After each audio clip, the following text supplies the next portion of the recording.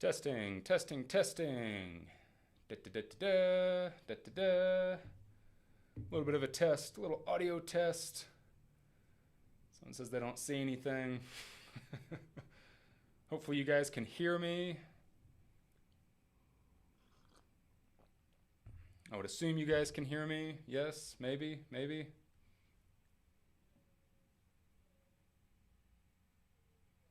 All right, so loud and clear. All right. Howdy, folks, and happy, what day is it? Sunday. Yeah, happy Sunday. Happy, I guess, Memorial Day Eve, if that's something that you hardcore celebrate. Happy Memorial Day Eve. And, oh, someone says I need to crank up the volume. I can't hear anything. Oh, someone said they can't hear anything. I'll turn up the volume a little bit. Hopefully that's better. So welcome to a random live Q&A. I've randomly decided this yesterday. I've had a crazy busy week doing all kinds of stuff, finishing up some videos that I'm working with a nonprofit on currently. And tomorrow I actually fly out to North Carolina for a few days to work on something that I've mentioned in the past. A hiking top, if you will. Wink. So I'm going to go head out to North Carolina for a couple of days to mess with that. And I had planned on putting out a video today of the road trip through the Southwest that I went on with my buddy Plug It In over the past week. We were on the road for about 5 days, hitting, New Mexico, Colorado, Utah, and Arizona. Went to a bunch of different awesome public lands, national parks, national monuments, shot some stuff for the film, got out and hiked, did some hiking in the Grand Canyon. So I shot a bunch of video and I planned on putting out a video, but it just didn't happen. So at the last minute, I randomly decided to do a live Q&A. I'm going to be having a special guest here in a little bit. I'm going to bring a special guest in like I've done in the past. And I really wanted to sit down and talk about, we'll do a little bit of a Q&A maybe later, but the biggest thing is, the biggest thing right now is I'm getting prepped for a big hike that I have coming up in July, a big through hike that I'm going to be setting off to do in July, and I have not had the luckiest year as far as injuries go. So I injured myself out on the Benton Mackay Trail, trying to do that small through hike. I pulled off the trail halfway through. I'm sure some of you know that watch those videos. And I ended up doing a live stream where I was talking about how I was injured and I was off the trail. So I figured it would be a really good idea to sit down today and talk about injuries on the trail. And, sometimes injuries just happen. It's something you can plan for, but you can take the wrong step. You can really overlook something, overlook a piece of gear like insoles, this idiot, and it can put a stop to your hike. Or it could just simply be because you're going out too hard. I've had injuries on multiple trails. Back in 2018 on the PCT, I got injured a couple times. Most people don't know this, but I actually got a crack in my tailbone halfway through the PCT. If you go and watch some of those PCT videos again, you'll see me walking down the trail and I'm doing this. I was in a lot of pain. I also had a dropped hip.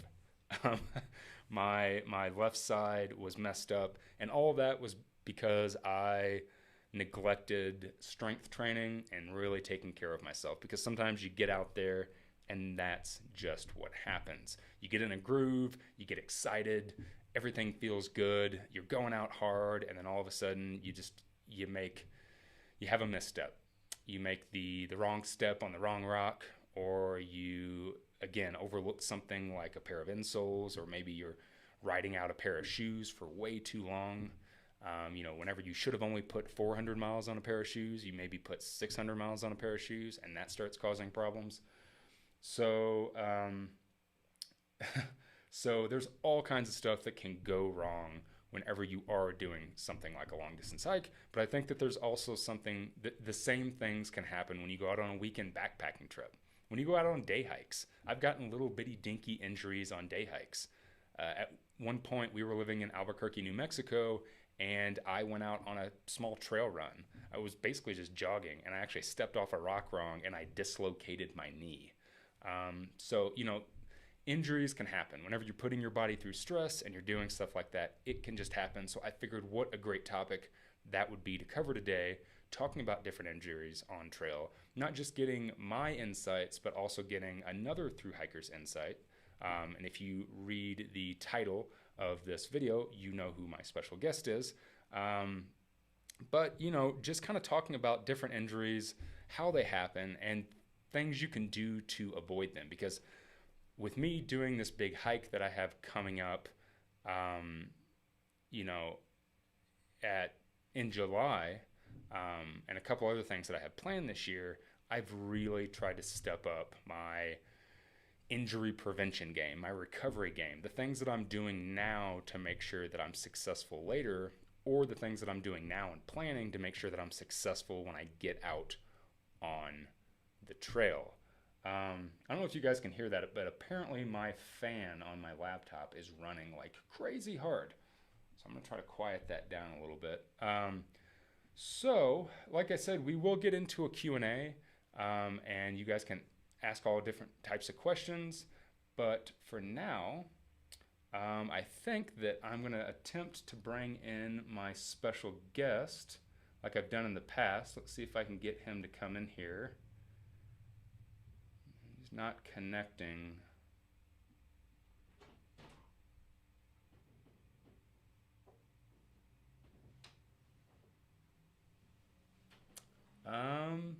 Hey. All right. Oh, well. Never mind on Skype. Move over. Yeah, ladies and gentlemen. All right. This guy. What's up? How you guys doing? Howdy, See sir. if I can bring up the live chat Nice, here. nice for you to join me. That was our little bit. That was our shtick. Hopefully you enjoyed that. What's going on, everyone? Happy Labor Day weekend. Labor Day or Memorial Day? I don't even know. Are they the same Oh, thing? God. Oh, now I feel bad.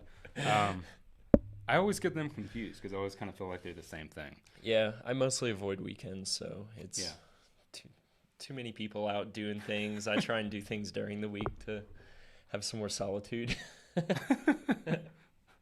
So I have brought Mr. Jupiter in today to basically talk about injury on trail because I think it's something we both have encountered, probably multiple times if I had to take a guess. I mean, I don't know your full hiking history and Sure. injury history. I know mine, which is pretty lengthy. Yeah, I've definitely had some problems over the years. Some that just kind of worked out. I maybe accidentally did the right thing and it fixed itself, and others it definitely didn't work out.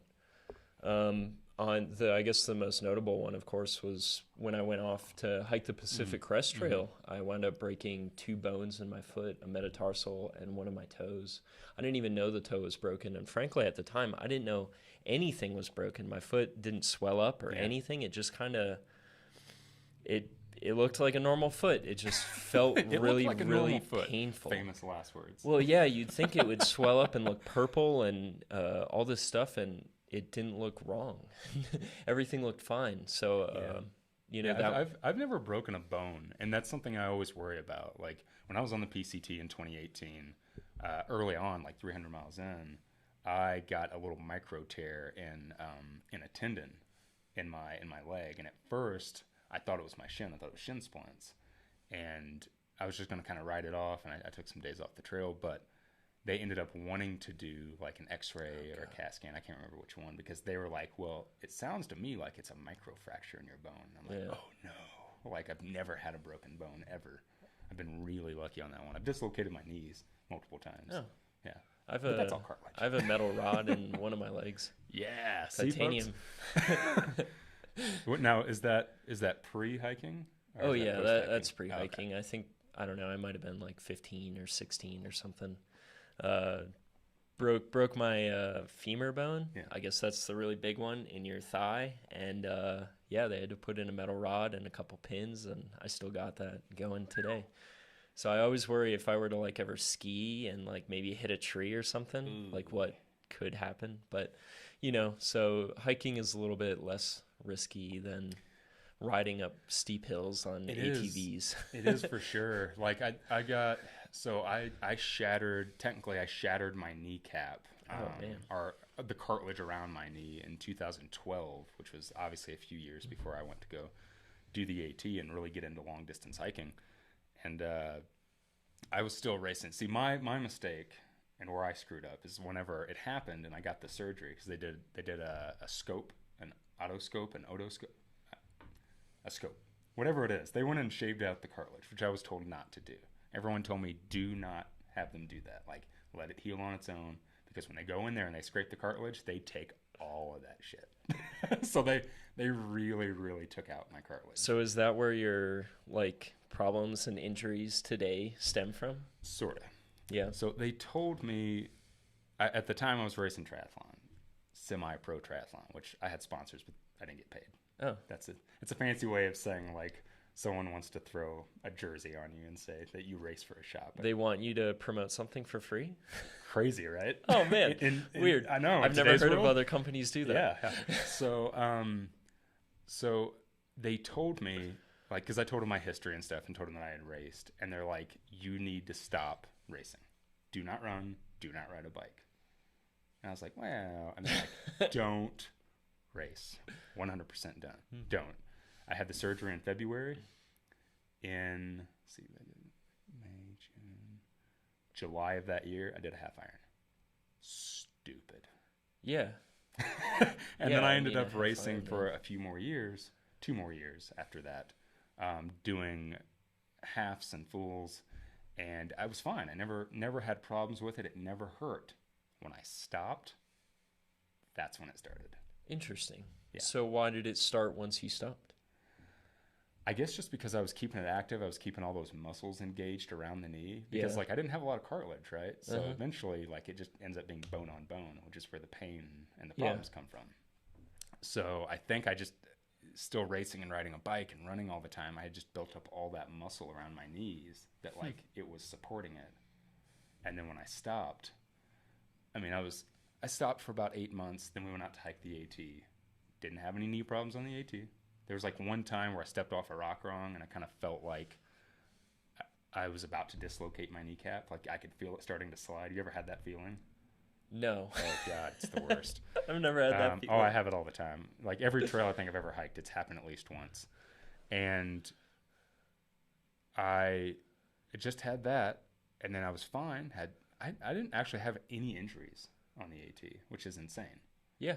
I mean, every through hike, I think you're gonna run into something, right? Some problem. I mean, I had blisters in the beginning. That's about it. Like, yeah, but even blisters, and this is something that I've found time and time again, blisters can lead to worse issues, because if you have a blister on, say, like the ball of your foot, and then suddenly you're now walking on the side of your foot to maybe, alleviate the pressure, you could run into like a stress fracture or something on the side of your foot, because you're now walking funny and changing the way you walk.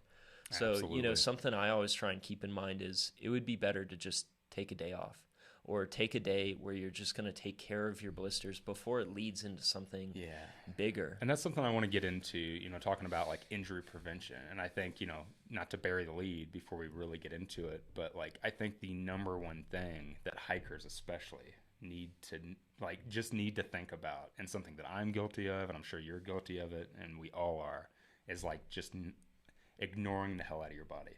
Like there being something that's kind of like a twinge, something that you're like, oh, well, that doesn't feel normal. And you're like, it'll go away. Yes. And then you just keep on going. And then it gets worse the next day. And you're like, well, that got worse, but it'll go away. No, you gotta handle these things immediately. And this was something I actually just found. I had just hiked the Arizona Trail, which is, for those who aren't familiar, it's 800 miles across Arizona. Never heard of it. Never heard of it? You've never seen it? Never heard of the Arizona Trail. Yeah, it's all right. I actually really enjoyed it, but something I found early on, was it started out as a blister, and it started out as some shoe problems and sock problems I was having just because the terrain is so rough. Yeah. And if I didn't handle that problem immediately, and handle it in a way of like replacing some shoes, like not just DIYing some little fix, I think I wouldn't have been successful on this hike. I probably would have quit maybe 250 miles in.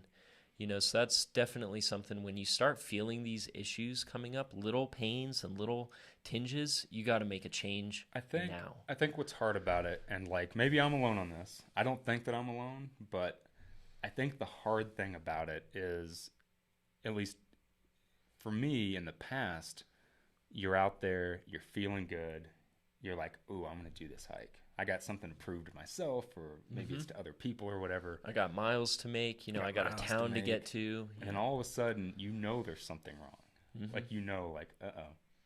And everything in you says, you should really get off the trail for a little bit. You should really at least take a day off. Or look into some solutions. Yeah. Right. And then there's this other part. It's like the devil and the angel kind of thing. Yeah. And then the devil's like, no, bro, you can't get off the trail. You're a thru hiker. You're hardcore. You're ultra light. You're supposed to go fast. You got miles to make. And then that's where the mistake comes in. It's like this weird I don't know. It's like you cockiness feel with like yourself. Yeah, it's ego. I think you exactly feel right. like you have to keep going. You feel like you have to make these miles, for some arbitrary goal. And that's certainly something that I always deal with because I always have some goal of like I want to complete this trail in this amount of time. So it is hard when you start feeling those issues to kind of take a step back. But yeah, for me in March when I went out to do the Benton MacKay Trail, before I had even stepped foot on the trail, like my whole plan was like, oh, I'm gonna hike it different. I'm gonna fast pack it. Like the plan is I'll go out for a couple of days, get my body used to the trail, and then I'm just gonna start jogging, running. And for the first time in years, like, again, like I have knee problems. I know that. I know that I have jogging. Knee problems. I know. And like a few months before I went out there, I was trail running. Yeah. And trail running was success. No pain. I was doing some strength training. Everything was good. I was even going out with my pack on. I think you got to lower your base weight like 4 or 5 pounds before you start jogging with a pack. Can you carry some of it for me? No, I don't think I can. But funny, Darwin brought this idea up with me to do an injury prevention thing, and I took some like notes of like stuff not to do or stuff to do to avoid injury. And and I got some ideas too. Really, number one should be never run during a thru hike. I don't care if you're going down a fun mountain or if you're on a really easy flat terrain. Just don't do it. Like your body is. Tell that to String Bean. I know, but he's a different. He's not really a hiker. Animal. He's a runner. Or Legend to begin with. Those dudes. I don't think Legend runs. Does he? He just. I think he jogs a little bit. Yeah. Okay. I mean, I have a bunch of footage do of not him recommend there, it. Yeah, I think never run is a good rule for thru hiking. Just, but for me, be more efficient. It's like I had not even, going back to the whole like being kind of headstrong and a pride thing is I went out to start that. I got the couple days in. I didn't even get to the point. I didn't feel good enough to start running yet. So I didn't jog a single mile on that trail, not one, because I wasn't there yet. And it was a couple days in.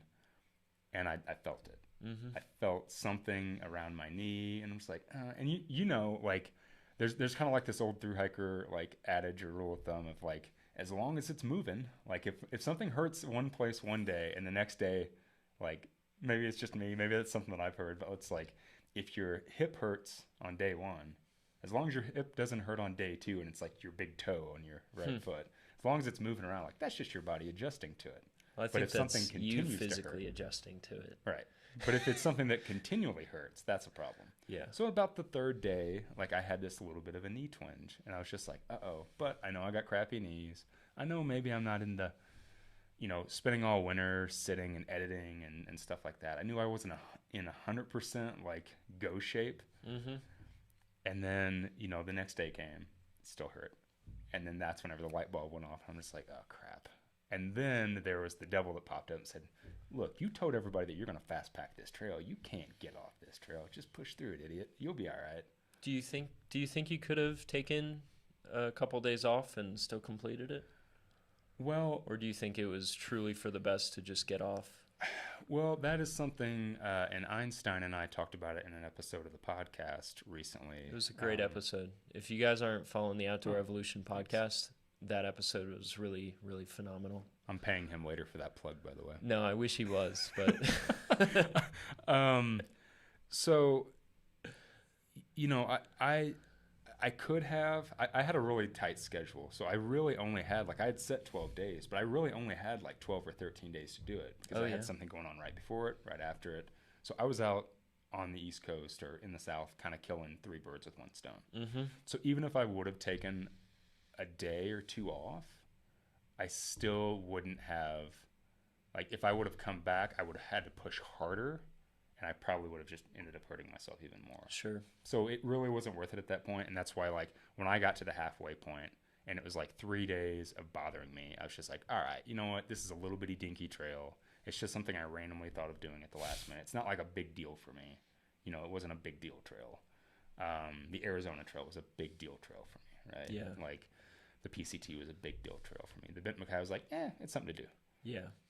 A warm up. Well, you just didn't have the same connection with the Bent MacKay Trail as you do the Arizona Trail. Exactly. So, because you say little itty binky trail, and it you know what I mean. It makes me like, oh man, the Bent MacKay, but well, poor trail, man. No, it's a great trail. Throwing some shade. It's really hard. It's damn hard.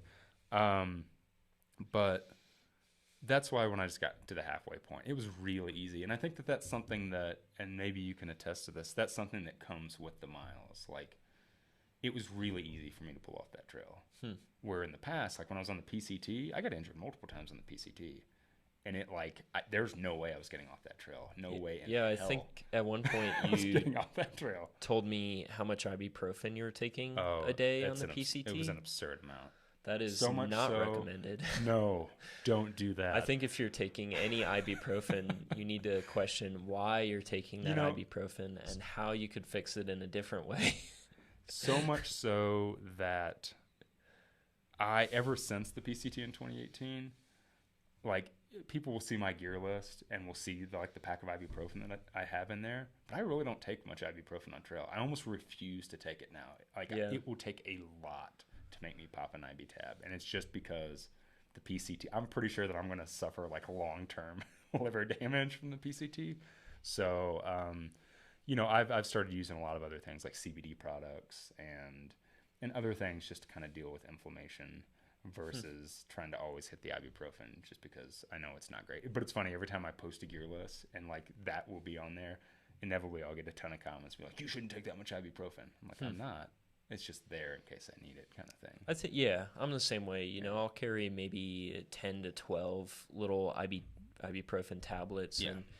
And, my plan is to not use them at all. But for me, it's more of just a safety measure. Like, if something horrible were to happen, that this ibuprofen will hopefully help me get to a safer location. Well, I have friends that carry, like, a Loratab with them on trail, which they don't ever take. It's just there in case, like, if I'm out on the trail. Is that a muscle relaxant? No, I think it's just a heavy-duty pain management. But, like, I mean, if you're out on trail and, say, you break your leg or something, you're in the middle of nowhere, like, ibuprofen ain't going to cover up a break in your leg. It's just not going to. No, bro. Yeah. No. I mean, I broke those 2 bones on the PCT and still. I'm talking about, like. Yeah. I'm talking about a break. Well, yeah, I don't carry that, but. Yeah. Maybe I know some people that do it just as a kind of a precautionary, just in case. If it makes you feel safer, then I'm all for it. Yeah. But yeah, the Arizona Trail this year, I carried my 10 to 12 ibuprofen tablets with me, and the only time I ever took them was on the very last day, just because I was running the last day because I was like, I want to finish. I'm here, I'm done. And you said don't run. Yeah, I say don't run. And after that day, my last day on trail, I felt like crap. I felt horrible. Yeah. Both probably because I was masking pain or whatever from the running with the ibuprofen. It was just a recipe for disaster. But it was my last day on trail, so that is what it is. But yeah, that entire trip I didn't take it, and ultimately I didn't really need to finish when I did, and I could have taken that extra day. And but yeah, that was the only time. And every time I go out on a through hike, my goal is to never touch those that Advil, just because ultimately what you're doing is you're masking a problem. Exactly. You're hiding a problem that should be addressed in some other way. 100% agree. And that's something like I've really had to learn over the years. I mean, on the the AT, like you get pains. Like that's just something that comes with long distance hiking, regardless if you injure yourself or not. Like you start to wear out. Your feet hurt, your knees hurt. Yeah, like your hips hurt. I think the things I deal with most are just muscle fatigue, and yeah, I think a lot of stuff can really just be handled, through stretching, through slowing down, through all these other means, taking more breaks, or maybe soaking your feet or your legs in some cold water, That's what I'm really guilty of, and I think a lot of people are guilty of, is like I know that at the end of every day when I get to camp, I need to stretch. Yes. I need to like take my trekking pole or like my little I brought some visual aids, folks, some props. My little ball, my little cork ball, and I know I need to like roll my feet out. I know I need to roll my knee out. The little pains and stuff, but like, I absolutely agree, because at the end of the day you're tired, you get to camp, you want to eat, you need to set up your things. I always think it's funny, there's so many people, I think sometimes, and like this could be a whole other discussion that we could get into, and I've talked about it before, and you've probably talked about it too. There's such a difference between long distance hiking and backpacking, as far as like typically when people go backpacking, they're going to Europe, they're drinking a lot of beer, they're having more fun. Well, I'm talking about like on the trail here. Oh, okay. Like a weekend trip. Yeah. Like or maybe even a week-long section or a couple nights or something. But typically, like, you go out to the trail and you don't hike massive miles. You're just going out to go out, right? So you get to camp early and you set up camp and you make good food and you just kind of sit around and you relax because you want to be in nature, right? Like you want to be out in the elements. Yeah. Backpacking. Through hiking is about making miles. It's about saying like, well, I've decided that I want to hike this trail from point A to point B, and to a point you got to do it in a timely manner, right? Well, yeah, to not necessarily out of ego, but everyone has to make a certain amount of miles just to avoid weather. Yeah, you deal with things like, I mean, let's take the PCT for instance. Yeah, if you're going northbound, you got to get out of the desert heat before it gets too hot. You don't want to get to the Sierra too early because there's too much snow. You want to make sure that you finish in time because the Cascades will hit snow. Oh yeah, and that's dangerous. And now if you get there too late. you got fires. You got to make sure you're getting through sections like before they catch on fire, because that's obviously become a massive like real thing now. So you are pushing the miles, and when you get to camp, like I have a lot of people say like, well, why don't you relax more at camp? And it's like, well, because I'm hiking until like 7 or 8 p.m. at night, and when I get to camp, I want to shove food in my mouth and just go to sleep. Well, you should just start waking up at 4 a.m. then. I did on the PCT. Oh, you did? Wow. I've never been able to. No? You're not an early riser? I'm like wake up around 5. Even on the Arizona Get trail? hiking at 6. Yeah, every day on the Arizona Trail I was hiking by 6 and stopping maybe like an hour after sunset. Almost the entire trail I was getting up at 4 every morning just to get enough hiking in before it started getting too warm. Yeah. Especially like down south and stuff. I know. I would pass people during the middle of the day mostly. Yeah. So, I know that I need to stretch. I know that I need to take care of myself more when I'm out on trail. But it is hard, right? Like it's hard when you get into that groove. Or like maybe you're hiking with other people. And then like at the end of the day, town's a bad thing too. Like, when I get to town, I'm going to eat good food and I'm going to stretch and I'm going to go do this and I'm going to run my errands and I'm going to be really, I mean, I'll even take my phone and like take notes. Do you do that? Like when I get to town, I got to do this, I got to do this, I got to do this. Basically from the second I leave town, I'm already taking notes for what I want to do in the next town, and I, for me, a lot of that is efficiency, like kind of create an order of things that I need to do so I can get in and out and, do these things that we need to do. But, Yeah, But then you get there and it's just like, nah, I'm gonna go eat a pizza and drink a beer and just go lay down in this bed for a little bit. I'm getting better at that. I was really proud of myself on the AZT this year of just like getting in and out, really, and doing all the things I needed to do, and just like, wow, Well, some of the things, I think we could probably get into some of the things. Like, I know that I have really taken serious, and when I got off the PCT in 2018, I had a dropped hip because I suffer from flat ass. I have just pancake, like never had a butt at all. So I didn't know that was a thing you suffer from though. I do, apparently. So I have big quads, and I'm not gloating or anything. I have big quads because I was a big guy, and like I lost all that weight, but I still kept my legs. It's like I have the legs that I had when I was a big guy. Never lost the leg weight. So my problem is I don't have enough muscle in my hips and my glutes to hold up my quads, so my quads overload my knees. That's why I get so many knee injuries. So I had a dropped hip because I had such weak hips on the PCT. You should do some bulking. I should bulk up, get swole, get yoked, bro. I mean, it sounds like it would fix a couple issues. It would, 100%. I'm doing bulking right now. So a lot of ice cream. When I got off the PCT, I need to be doing some bulking for my hike in July. Whenever I got off the PCT, I went and saw a physical therapist in Bend. I went and stayed with some friends and went to this recovery clinic, like where you can go and sit like in, the compression boots and stuff. That's when I went up for my birthday. It was my birthday right when I got off. So I was like, I just want to go treat myself, right? Like a spa day. It was a spa week. And they had a physical therapist, and he did a bunch of like deep tissue massage and stuff. And he's the one who ended up finding out that I had a dropped hip, like that I had no muscle in my left side. It was all my right side. And if you watch, we were talking, and I was like, well, I film my hikes and stuff. He's like, go back and watch your videos and watch you like walking away from the camera. And if you go and watch the videos about halfway through, I'm doing this. Interesting. Yeah, you can see me trying to like overcompensate because I have no I wonder how many people in your audience notice that. I don't know. Because I know from past videos, when I had like a blister or something, I didn't notice that I was walking differently, but there were people that pointed out. Yeah. It looks like you're favoring this foot. Yeah. Suddenly I have people point out the weirdest things. Like on the Arizona Trail, I was talking to the camera at one point, and I had like a spider on the side of my face, and I never knew it. Months and months later when I posted the video. Nice. Yeah. So people pick out things. So I'm sure someone noticed that I had something going wrong. But when I got off the trail, something that he prescribed me and something that I've been using a lot lately, and I brought it just kind of because it has massively helped me. When I went out to do the Arizona Trail, I didn't have those problems. And basically, he told me that I needed to build strength in my hips as much as possible. Like if you're a hiker, if you're a cyclist, like you need a lot of strength in your hips and your glutes to hold up all the rest of that muscle that you're just pounding into the ground every day, to help your knees, to help your feet. So I started using this. It's a band, basically a big rubber band, and basically I put it around my knees, like above my kneecaps, and then I'll like crab walk back and forth.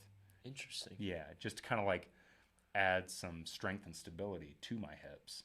And I was hardcore vigilant about it when I got off the PCT in 2018. And then whenever I went out to do the Arizona Trail, no injuries, no problems at all. Problem is, I get lazy and forget that I have this and don't do it. So like when I went out to go do the Benton MacKay Trail, I was weak, and I ended up tearing something. I do think it's just interesting to me. You do a lot more like day hiking and overnight hiking and cycling and stuff than I do just in normal life, and I was pretty surprised to see you get injured on that trail. Yeah. Because you are in great shape, and I guess in a lot of ways that is, just not really a warning, but just like, it can happen to anyone. Well, whether you have the lingering problems or just things come up. So strength is a big thing, right? Like, so what I wanted to ask you, do you do any type of strength training at all? Do you do anything to make sure that like your body is good, that you're ready to go? Because that's something that I've had to do. It's something I didn't used to do, but was told like, hey, you need to do this because if not, you're going to hurt your knees every time. Yeah, these days I play disc golf at least twice a day, sometimes 3 times a day. Damn. And I'd say that is really contributing to my health and fitness and my longevity and through hiking. Yeah. But no, I honestly don't do anything. I think a lot of my prevention this year and this past year is more focused on, how I'm treating the trail, how I am taking on this task, Right. and although my plans are rigid, I'm always trying to be ready to be flexible, that if something does come up, that, I can take some time off if I need to. I can slow down if I need to. I can change plans if I need to. And as we mentioned earlier, it's hard to remember and it's hard to do. Oh, But it's so hard. I try and stretch every evening, and I really try and listen to my What's body. stupid So- is I carry this with me on every hike. I have since I picked this up in early 2019. Yeah. I've been using it and carrying it on my bikepacking trips. I carry it with me on the road. Mhm. It just like sits, and it's like probably 8 times out of 10, I won't use it at the end of the day. Like it's there. I know it's there. I know I need to use it. I know I need to roll out some of the muscles in my calves, my quads and stuff, just to kind of loosen things up. And I just don't. I know It's terrible. it's probably the same for you as it is for me, but the nights I stretch, it is amazing how much better I feel than the nights I don't stretch. Yeah. That next day, it is incredible how much of a difference just 10 minutes of stretching can make. Yeah. So I think that's a lot of where I'm at right now is, I'm definitely an active person. Every single day I'm out, I'm walking, I'm moving. But you said that you get fatigue a lot while you're hiking, and that's the main thing that you kind of deal with, like just muscle fatigue. Do you ever, because it's something that I have become like, it is one thing that I'm very adamant about on trail. A buddy of mine, back when I was on the AT in 15, every time that he'd always hike past us, and we'd always catch up to him in the middle of the day, like during his lunch, and he'd always have his shoes off, like always have his feet exposed, socks off, and he'd have his legs up. Yeah. And he was the guy who's like, every time you stop, no matter if it's for 5 minutes or an hour, take your shoes and your socks off, put your feet up. So I've become very adamant over the years about like, if I stop, even to like take a small water break, I'll take my shoes off and I'll always put my feet up. Like I'm sure anybody that's watched my videos for like the last 3 years, like there's tons of shots of my feet, like pointed towards the sky. I don't think I have the same video footage of my feet in that way, but yeah, absolutely. And that's something that I guess I just do at this point habitually. I don't even really think about it, but every time you take a break that's going to be more than like 5 minutes, take your shoes, take your socks off, elevate your feet.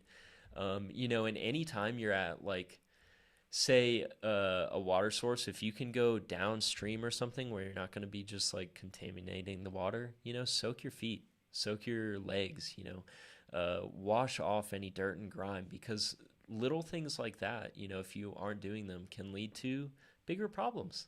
And I think that's a lot of this stuff for me. I think it's little things that lead to bigger issues, because maybe that dirt and grime is going to lead to a blister, which is going to lead to something worse. Yeah. So, yeah, absolutely. I think wiping your feet off, like, at the end of the day, that's something I try to do. Like, I'll take my buff, and whenever I get in my tent, I mean, mainly because I don't want to track a bunch of crap in my tent, but I'll kind of sit there and really wipe, like, the in between my toes and stuff out, because I know if, like, that grit and that sand and stuff stays there, the next day when I get on trail, like, that could rub a blister. That could cause a problem. Or cause infections. Worse issues. But, to anyone that listens to the trail show, I know Disco, on his more recent hikes, he actually carries a little sponge. Like you just take a kitchen sponge and cut it in half or cut it into a quarter, and you carry that little piece of sponge with you, and you can use that to clean yourself. And he's really talked about just like the wonders that is created for him. Not just with maybe cleaning off your feet and stuff, but just cleaning the rest of your body, and maybe then feeling like you don't need to stay in that hotel. You don't need to spend that money just because he's clean. So carrying a little sponge, I'm sure it weighs maybe just a gram or a couple grams. So it's not really taking up space or taking up weight. But definitely for those who want to take it to the next level with cleanliness and, taking care of yourself on trail, that could be a good thing. Yeah, I think that's something that we all need to do more, is like really take care of it. Because I think just so many people get lost in the adventure and or just being hiker trash. Yeah, Just right, really being dirty. Yeah, getting into that. I love being grimy and gritty. Like, you got to get to a town and just look like you just went through like the last circle of hell or something. Yeah, You yeah. just completely beat It's crap. amazing. The level some people let it get. when I finished the Colorado Trail last year, there's a long funny story to it, and if you watch, anybody that watches the videos, you don't really see it. You can see a big smile on my face when I'm ending, and it's not because I'm happy that I finished the trail. I mean, I'm happy that I finished the trail, but that's not why I'm laughing.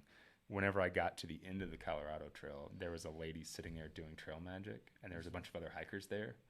As I'm coming down, I can see the sign as I'm coming down the trail. All these hikers get up and they're like, "Oh, hey man, congrats." And I'm like, "Oh, thanks." And I get there and I had heard that there was someone doing trail magic and they had beer. They were handing out beer. So I was so jacked. I'm like, "Oh, I've never finished a trail." And there was like somebody there to, surprise me. So I get there and I say hi to all these guys that are standing there. And then the lady that's doing trail magic looks at me and she goes, "Well, you're not a thru hiker." And I was like, "What?" Like, literally, I just finished a trail. She's like, "You don't look like a thru hiker." And I was like, okay. She's like, "You're way too clean to be a thru hiker." And I was like, "Oh, okay." And like, these dudes were just like covered in dirt. They just looked like they hadn't taken a shower in like 2 weeks. I know, to anyone that's seen it's an older documentary, Tell It on the Mountain, about the Pacific Crest Trail. It follows multiple different hikers, but it follows one very, very special hiker, Scott Williamson, a PCT legend. Yeah. And in that movie, you'll see him submerging himself into like a river or stream and washing off. And the dude even shaves. Smart. He shaves his face like every other day. I don't recommend that. I've hiked with some hikers that carry a razor to shave. But that's just like, here's this guy that's hiked the PCT probably 7+ times, maybe more, like 10, and he really takes his staying clean very seriously. And I think that's, something to take note of. I'm sure he avoids a lot of those little weird, like, problems. I'm sure he avoids a lot of blisters and infections and all that stuff that comes with it. Or because he's taking chafing, staying clean. What causes chafing? It's dirt and grime. And do you get chafing? Do you deal with chafing? Because it's something I've never dealt with on trail. Every once in a while I do. I think I just got those like thick thighs, so every once in a while I do, but I always try and carry like, I don't know, a little chafe cream or whatever. But, ultimately I try and stay clean, and I think that helps. But I deal with it on the bike, like saddle sore and stuff. Like, I've definitely dealt with it on that, but like, I've never really had chafing. My wife has always dealt with chafing. Yeah. Always. And that can get bad. Oh, yeah. So, you can get infected. At best, you can try and prevent it, but at worst, I've been carrying a little thing of Body Glide or Squirrel's Nut Butter or something like that, Because, that chafing, that's really horrible. It can certainly derail you. Squirrel's Nut Butter, that's an Arizona product. Yeah, it's a Flagstaff product. Made in Flagstaff, right? Squirrel's Nut Butter, made in Flagstaff. You can get these little tiny, like, jars of it. Yeah, the little, aren't they like little screw tops? Yeah, hiker-sized. There you go, folks. For sure. Order your Squirrel's Nut Butter. This is not sponsored by Squirrel's Nut Butter, by the way. But it's made it could be here in Flagstaff. It could be sponsored. Yeah. So real quick, I just wanted to plug it for everybody that's out there. Recently, for anyone that hasn't been tuning in with the Outdoor Evolution podcast, which is the podcast that I do, Jupiter is the co-host. We don't have guest. We have co-host. I have guest on here. This is a guest. Jupiter was the co-host on an awesome episode that we did about tribalism in the outdoor community. Or really, it's entitled Tribalism versus the Outdoor Community. And just talking about how sometimes, like, it's good to like what you like and do what you do and be a part of this group or that group. But sometimes it gets a little too cliquey. Sometimes it can lead to problems. It can lead to a lot of negative things, I think, in the outdoor community. So if you haven't checked that out yet, if you haven't listened to any episode of the podcast and you're looking for a reason to listen to it, you think, well, I don't know if these episodes are going to be for me. Definitely, if you like this banter, you should check out that episode. It was one of my favorite discussions that I've had here at the Outdoor Evolution podcast studio. Or as mentioned, he had done a podcast episode with Einstein. Yeah.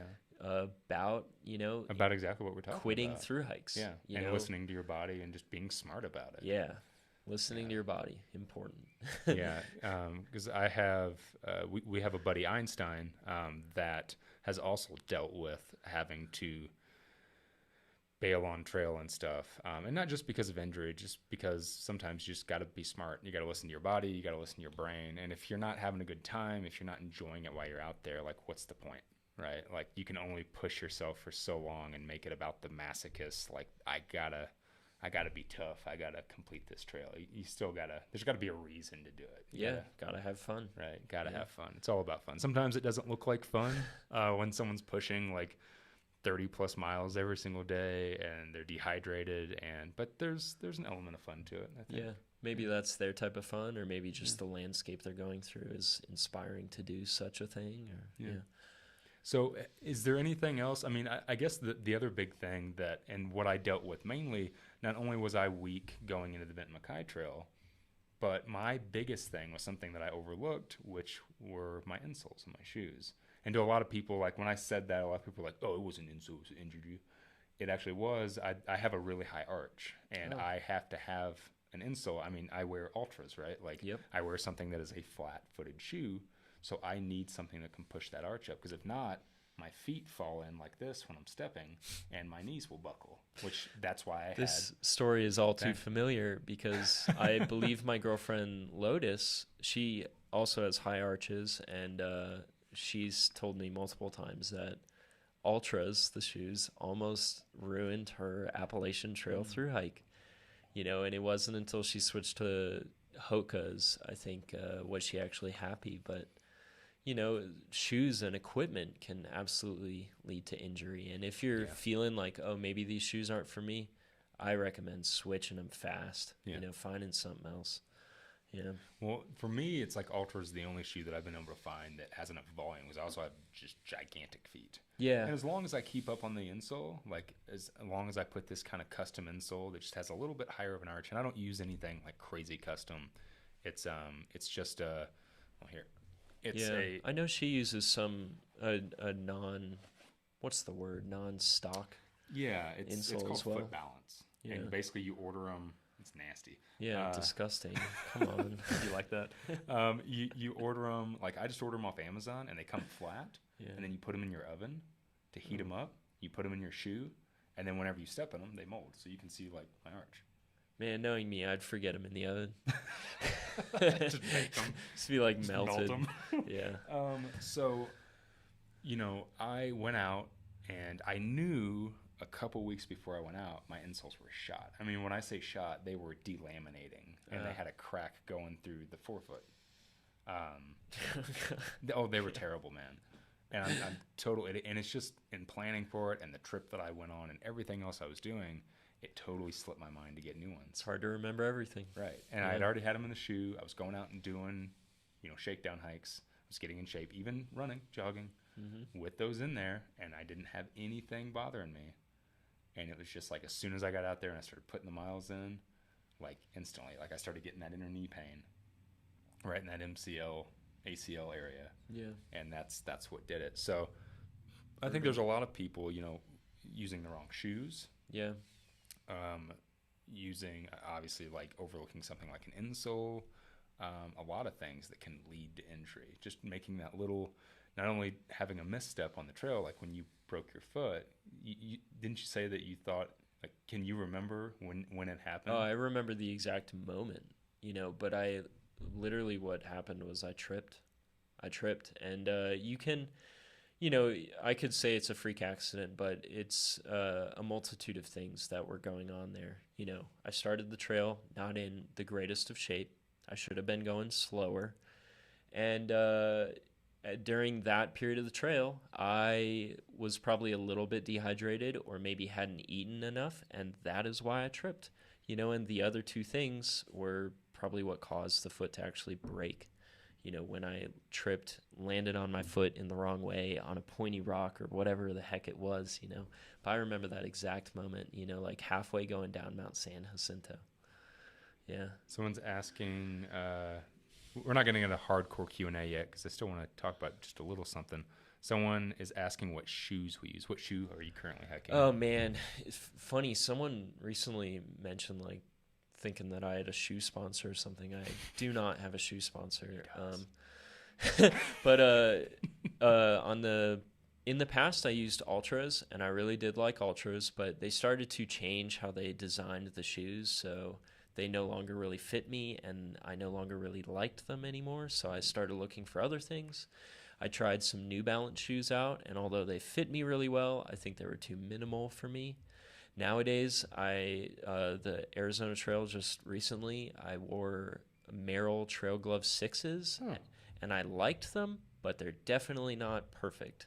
So I think my next shoe that I'm going to try are Xero shoes, Xero. Yeah. I'm super interested. They look wider. They look look like they're really made to fit a foot, wide foot, and I have some wide feet. Well, so. I got to say on the Ultra front, they have at least because I've been experimenting and testing a lot of different shoes lately for these hikes that I have coming up, and they have really changed their design. Like they're finally starting to, there for a while, I feel like they were getting narrower and narrower, kind of getting away from like why people go to Ultras. Yeah. And the last handful of pairs that I'm testing right now, they've changed it. Okay, it's that's great. To the foot shape, which I was so excited when I went to go try a pair on the other day. I think it's important to just try a lot of shoes, and if you have a running store or even a hiking store like REI or gear shops near you, to go there and really try on everything. Don't feel bad for those employees. That's what they're getting paid for, to bring you that next size up or something. But, to really try every shoe and to try every size that you think could work for you and see which ones feel the best.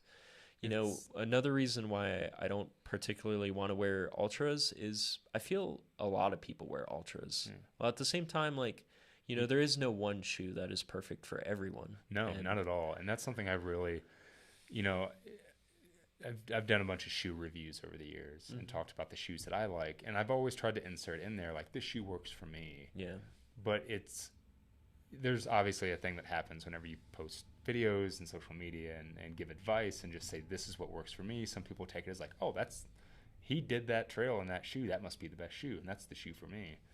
And people used to ask me all the time, like, what shoe would you prefer or what shoe would you suggest? And anymore, if you've asked me a question in comments or if you've sent me a message on Instagram or even emailed me, because I still get tons of emails about the same thing, asking me about shoes, not to be a jerk, but I just won't respond to them anymore. And it's just because... What a jerk. I am a jerk. I'll respond. Email me. I'll respond.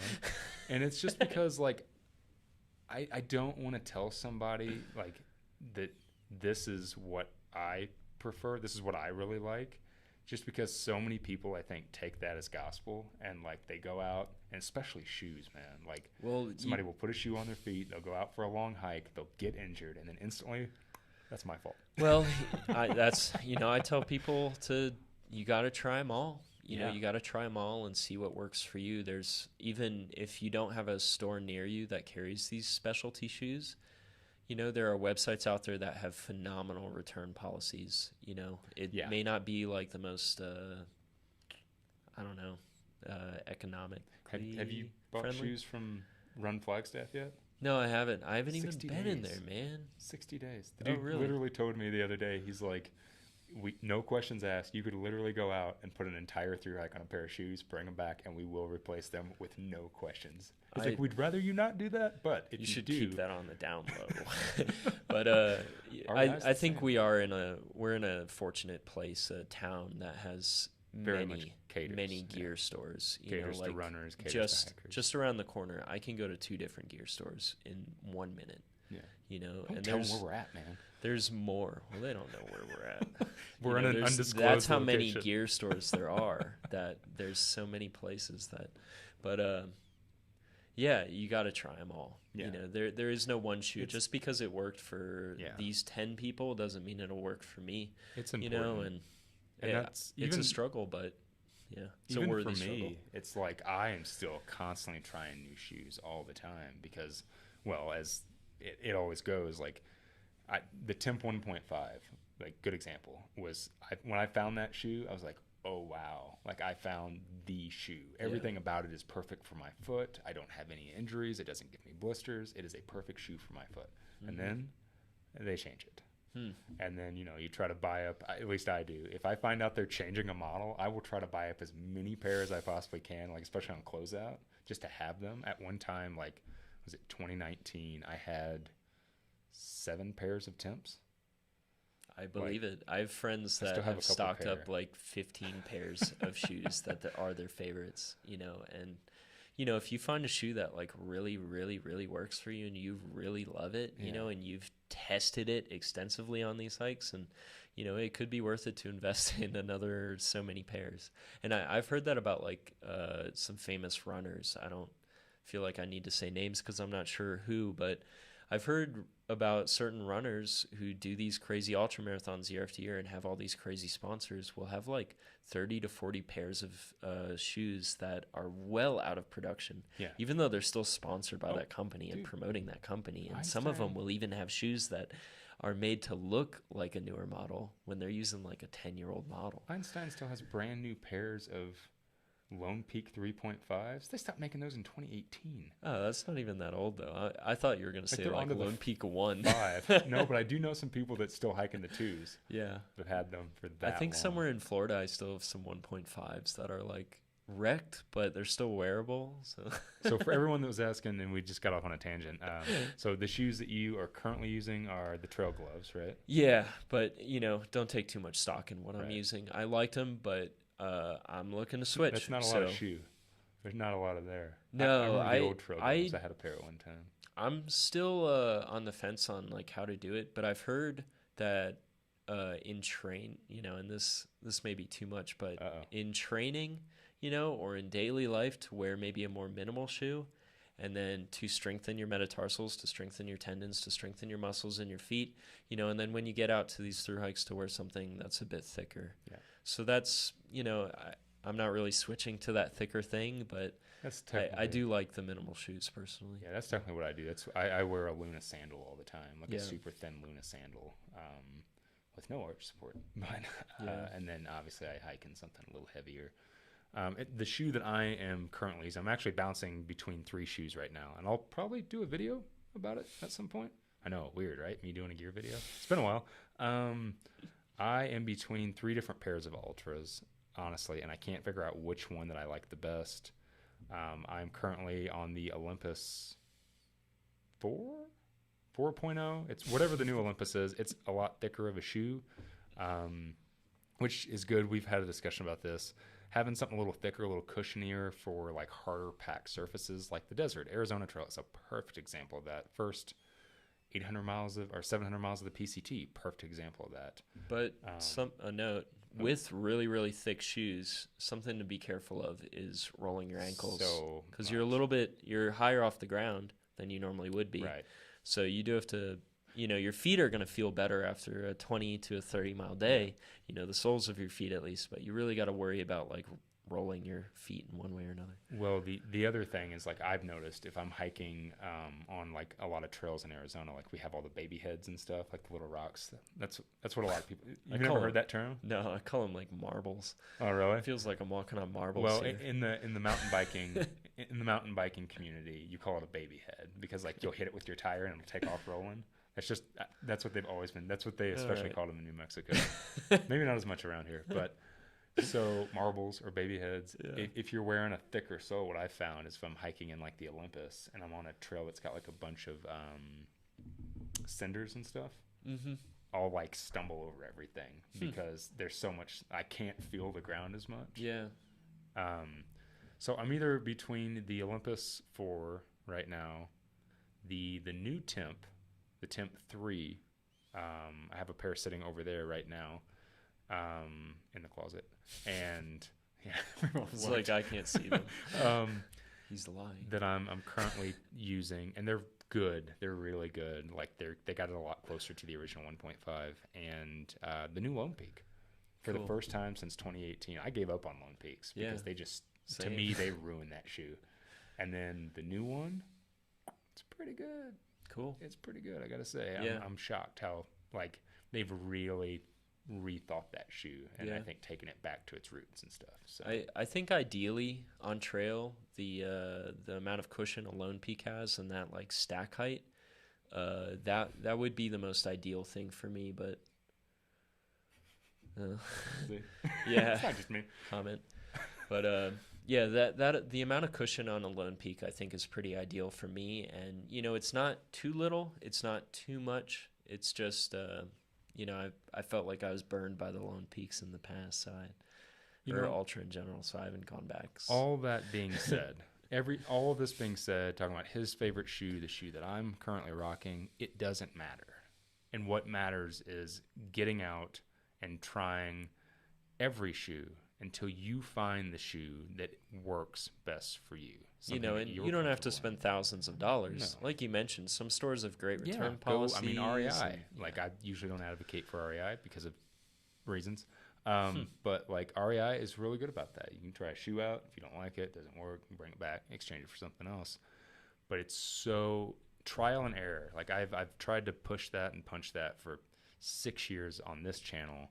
Like, that is the most important thing with packs, with tents, with cook systems, with whatever it is. Like, it's all subjective, and you have to trial and error. You have to get out and figure out. You got to make mistakes. You won't know if you like it until you try it. Right. So- You have to do that. Like, it's so important. And I know there's some people out there like, well, I can't afford to buy all this gear, and I can't afford to buy 8 backpacks. But again, I think that there is there's enough places that know that, like, one size doesn't fit all on all kinds of stuff. And especially like REI is a great example of that. If you don't like something and you're a member, I don't know if you can do it if you're not a member.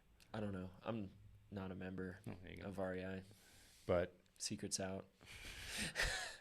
kind of wish I wasn't. Again, I won't get into that debate. But I just don't buy anything there. Yeah. When you have places that will do that, it's important to try it all. Go out and try it all. I mean, or just go to a gear shop. Yeah, try all the or different packs, maybe you have a friend or a couple friends. I like 100%. people I'm close with. I'm more than happy to let them try out something if it's interesting to them. Yeah. So, you never know what you're gonna like. Or a lot of times, say we're talking about, you want to try tarp camping. You can buy like a really, really cheap tarp. Oh yeah. And it's gonna let you know if you're gonna enjoy a more expensive tarp or not. Yeah. For years I did those gear on a budget, like ultralight gear on a budget videos, and like a lot of people took that stuff as like, oh, this is the best. Like, that's not what the intent of those ever was. It was like, hey, here's what I use, and here's something that's kind of like that you can get really cheap just to try out to see if you're gonna like this thing. You can pretty much use anything to backpack. It's just how fancy you want to get with it. Absolutely. So, with all that being said, I think it's just important if you're trying to avoid injury, and I should be heeding my own advice on this. And I've been trying to be really good about it. Like lately, I've been doing a lot of strength training, especially like with the band. I've been making sure that I've been rolling out. I've been making sure that I've been stretching. And I've been playing a lot of disc golf. Were we gonna go play some disc golf after this? I hope so. Yeah. So a little training. I'll get a little Jupiter training in. See kind of what your training regimen is for through hiking. Yeah.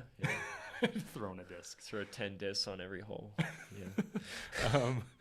And but I think it's important if you're going to get into long distance hiking. Again, even if you're backpacking, even if you're going out on a day hike, because I've been injured on a day hike. Like I was explaining whenever we first started this, I went out for a quick run outside of Albuquerque, a little jog, a little hike, and I dislocated my kneecap because I had made some wrong decisions on where I was stepping and stuff. So the moral here is running is not good. I think that is the moral. Running's fine. But yeah, I think that we all need to kind of step up our thing, because it will happen. Like you will, if you're going to get into long distance hiking, if you're going to get on the trail and spend all that time putting your body through all that stress, I can almost guarantee you that you will get some sort of injury, some sort of ailment. Something will happen. It's just, it's what happens. Like, it's what happens when if you stare at a computer screen all day, every single day for months on end, like it'll stress your eyes out, and you can mess up your vision. It's if you get out on a trail and you're hiking every day and you're putting in the miles and you're beating up your body, you're going to get injured. I think there's just some people that like don't get that part of long distance hike. People are like, well, I don't understand why you got injured. Oh, Like, well, it's because it's part of it, right? There's luck, and then there's also how well you've prepared to prevent injuries. Totally. And as we mentioned, like, no matter how hard we try and stretch every night, it's hard to remember, or it's hard to stay awake to stretch. So, there's those two camps. People that want to be just lucky about it, or, and then people that want to take measures to hopefully prevent it. Yeah, and I think a lot of times I get in the mindset of like, oh, I'll just get lucky. Yeah, I mean, it's and fun. I know damn well that I am not a lucky person when it comes to that. And well, then you're not taking time measures to prevent. Then you're going to be taking measures to try and mitigate the problem. Yeah, which that can be fun. But it can also be bad. Yeah, it can. So, yeah. Any more thoughts on that before we take some questions, or should we open up the floor to? I don't know. I have some notes here, but I think most of the stuff was pretty much covered. I'll just kind of run through just these very basic things. I wrote down the first thing is to be flexible. When you come into these hikes, no matter how rigid your plan is, you got to be ready to change it. Absolutely. The second thing I got, expect to start slower than you want, because even if I want to start out hiking 30 miles every day, and sometimes I may not want to start hiking out 30, and I just wind up doing that anyway, you really got to be prepared to go slower than you want or expect to even go. And that's something that I'll give you a good example of that. I said that I wasn't injured at all in 2015 on the AT. Mm-hmm. When we started the AT, we were doing 8-mile days. Yeah. And we didn't push up to 20 until we were already through the Smokies when we did our first 20-mile day. And you could do 8 miles a day and avoid injuries. Right. But the problem with that is you're going to run into weather issues. Yeah. So it's definitely, or money. There's this balance. Money. Right? Oh my gosh. A lot of people run out of money. So. Yeah, a lot of people run out of money. When I went out to do the PCT in 2018, it was totally different. I was just like, oh, well, I can do 20-mile days. Obviously, I can do 20-mile days plus. So I just started with 20-mile days. 300 miles in, I got an injury. Yeah. So a lot of that was probably due to just starting too fast. Maybe slowing it down just a little bit in the beginning and ramping it up. I think that might be one of the best, I think, tips for anybody that's about to go get into their first through hike or maybe start long slow. section. Start slow. Yeah. Don't be an idiot and go real fast right in the beginning, because it's just not worth it. Yeah. Next thing I got written down here is fix problems immediately, because, if you start feeling that problem, or if your shoes aren't working for you, or if your socks or anything is going on, you need to fix it immediately, because it's amazing how fast a bigger problem can come on. 100%. And just on this last hike, I had to overnight myself a new pair of shoes and a new pair of socks, because within 24 hours, my shoes and my socks were just dissolving. I was having massive issues 200 miles in. So fix problems as soon as they come on. I wrote down pack light, but, you can have a light pack, and that can also bring on other problems. Oh, yeah, so, totally. You kind of have to have that balance. And, I think having at least Leuco tape, like blister tape, is an important thing to always carry. KT tape is a good one. KT tape. There's certainly some things that can really be a small piece of gear that can really save your life out there, and blister tape is one of those things. And quality blister tape like Leuco tape. I'm going to add one to your list there. Yeah. That I was just thinking about. Be smart about your shoes and your socks. Mm-hmm. There are so many hikers. I'll get into conversations with some hikers that I'll say typically I like to put 400 miles on a pair of shoes. And I have other friends that'll be like, oh, really? I try to push them to 7 or 8. And it's don't do that. Yeah, 1,000. You're going to get injured. When a shoe starts to break down and there's nothing left of it and you're just smacking your feet in the ground every day, that's going to cause an injury. Folks, don't be cheap. If you're going to go do a long distance hike. If you're going to be cheap, you got to be smart. So Invest in some shoes, damn it. Yeah. Don't do I that. would rather have shoes than man. that fancy hotel or those two fancy hotels. You know, You fresh always- pair of shoes is we more always important. have the guy when you come into a trail town that's got like the lone peak that the toes all ripped out and it's like big toes sticking out the side of it, and I've it's been like there. looks like a flat pancake, and I'm just like, Yeah. come on, man, switch your shoe out. Yeah, I mean, you know, if you have the money, switch shoes out often. You know, you could do it way more often than anyone else and be a very happy hiker. Yeah, absolutely. But I also have money saved, you know, that can go towards a fresh pair of shoes, that can go towards a hotel and a shower, you know, that can go towards taking a couple days off, you know, if you are running into problems. Or maybe something bad happens and you got to take a week off. Yeah, having extra money is a very positive thing when it comes to through hiking. And I know a lot of people want to know how to through hike on a budget, and I'm certainly one of those people that likes to try and through hike on a budget, but it's a risky endeavor. And, you know, if you're going into a budget through hike, you have to know that you're taking on a risk that you may not complete this hike because of that reason. Right. Yeah. You know, I also have hike your own hike, which is a term some people love and some people hate.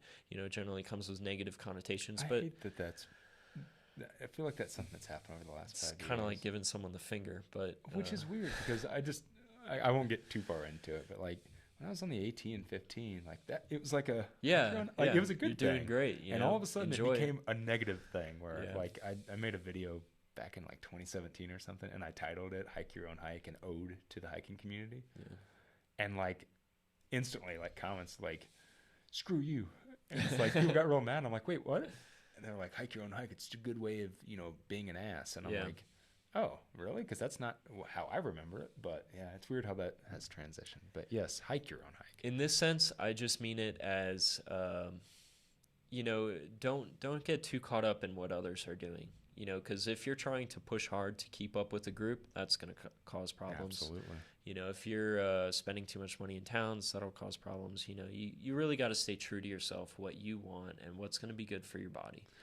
I know so many people that have been injured and have had to either slow down, get off the trail for a while, or even end their hike because they were feeling good and they were rolling with some hikers that they were stronger hikers. They were faster hikers, maybe more experienced. And, right off the bat, this new hiker was like doing 20 plus mile days with somebody that maybe just got off another through hike, was already primed and ready and in shape. And this person coming right off their couch was like, oh, well, I really like hiking with this person. Yeah. This is my tramline. I want to stay with them. So they try to keep up and then they get injured, which can definitely be a problem. So yeah, listen to your own body and know that like sometimes you get attached to somebody on the trail. You find good trail friends, good trail tramily, if you will. And you don't want to leave them. You want to stay with them. You want to stay part of that community, that tribe. And it's really easy to get caught up in that and not listen to your own body and make the best decisions for you. Because remember, at the end of the day, you went out there to hike it for you, not somebody else. So yeah, that's a good one. Even though some people have negative views of that saying, hiking your own hike is so important when you're doing something. And next thing, walk at a comfortable pace. There it is. Which is pretty much what we just said. You got to walk at your pace. You can't don't be going faster than your comfortable pace, and you could go slower, but on a side title to that, it's just says never run. Yeah, in parentheses, never run. Never run. Because I don't know, every time I've ever run, it's always led to something bad. Right. While through hiking, that is. At home, it's great. And some people are just born runners, so be yourself, hike your own hike, right? Okay. But and then my last little thing is just have fun. Have fun, because if you're not having fun, then what's the point? What are you doing? Yeah, I think you can only be a masochist for so long. Like I'm guilty of that, of just like I think it comes from years of racing triathlon, where it's a very masochistic sport. It's like I'm gonna go punish myself for hours on end now, riding a bike, running, just to get to the finish line. Where sometimes I'll get caught up with that in long distance hiking of just oh well, it hurts, but this is what I signed up for. Mm-hmm. And then it can lead to bad things. So you got to make sure that it's okay to be a masochist to a point. It's okay to push yourself. It's okay to beat yourself up a little bit, but you definitely gotta make sure that it's still fun. Yeah. Don't just do it because you're trying to prove something do it because it's what you wanted to do. Prove something. Prove something to yourself. Yeah, so that's all I got. Nice. Well, all right, folks. I think we will open up the floor here and take some questions. I saw some super chats that came in a while back, but I don't know how far back those are because we've been talking for a while, sir. They were I found them. Did you find them? Yeah. Any questions in the super chats? No, one person, Joseph, some virtual trail magic. Thank you, Thank sir. you, Joseph. Appreciate that. Wilderness Ways, what's up, man? Says blisters and loss of toenails. I can't remember what that was related to. Probably just because we were talking about some of the most common things. How many, you lose a lot of toenails? I don't lose a lot of them, but it happens. You know, I think for me it more so happens if I kick a rock, you know. Yeah. If I misstep, that's when I'll lose a toenail. Yeah. But if you're losing toenails just from like wearing shoes, yeah, you're wearing the wrong shoe. 100%. Randy sends us a nice little emoji with some muscles. Muscle dude. I'm not even going to bother because my arms are not in that point. But yeah, if you guys got other questions. Rebo, do you know Rebo? I've definitely heard the name, and I feel like he's friends with my buddy Bushwhacker. Yeah. So Rebo's on here, and Rebo asked, "Do we break dance? Do you break dance?" Oh man, you know when I was super young, I really wanted to, but I never got into it. Say, when I was really young, I always carried a cardboard box with me. No, but I had a friend that was really into it, and he was really good at it, and I had other friends that had gotten into it, but I just never took the time. Yeah. Yeah, no, not me. I don't dance at all. I'll like maybe kind of groove a little bit, but I'm not a dancer. Total white guy here. Cannot bust a move to save my life.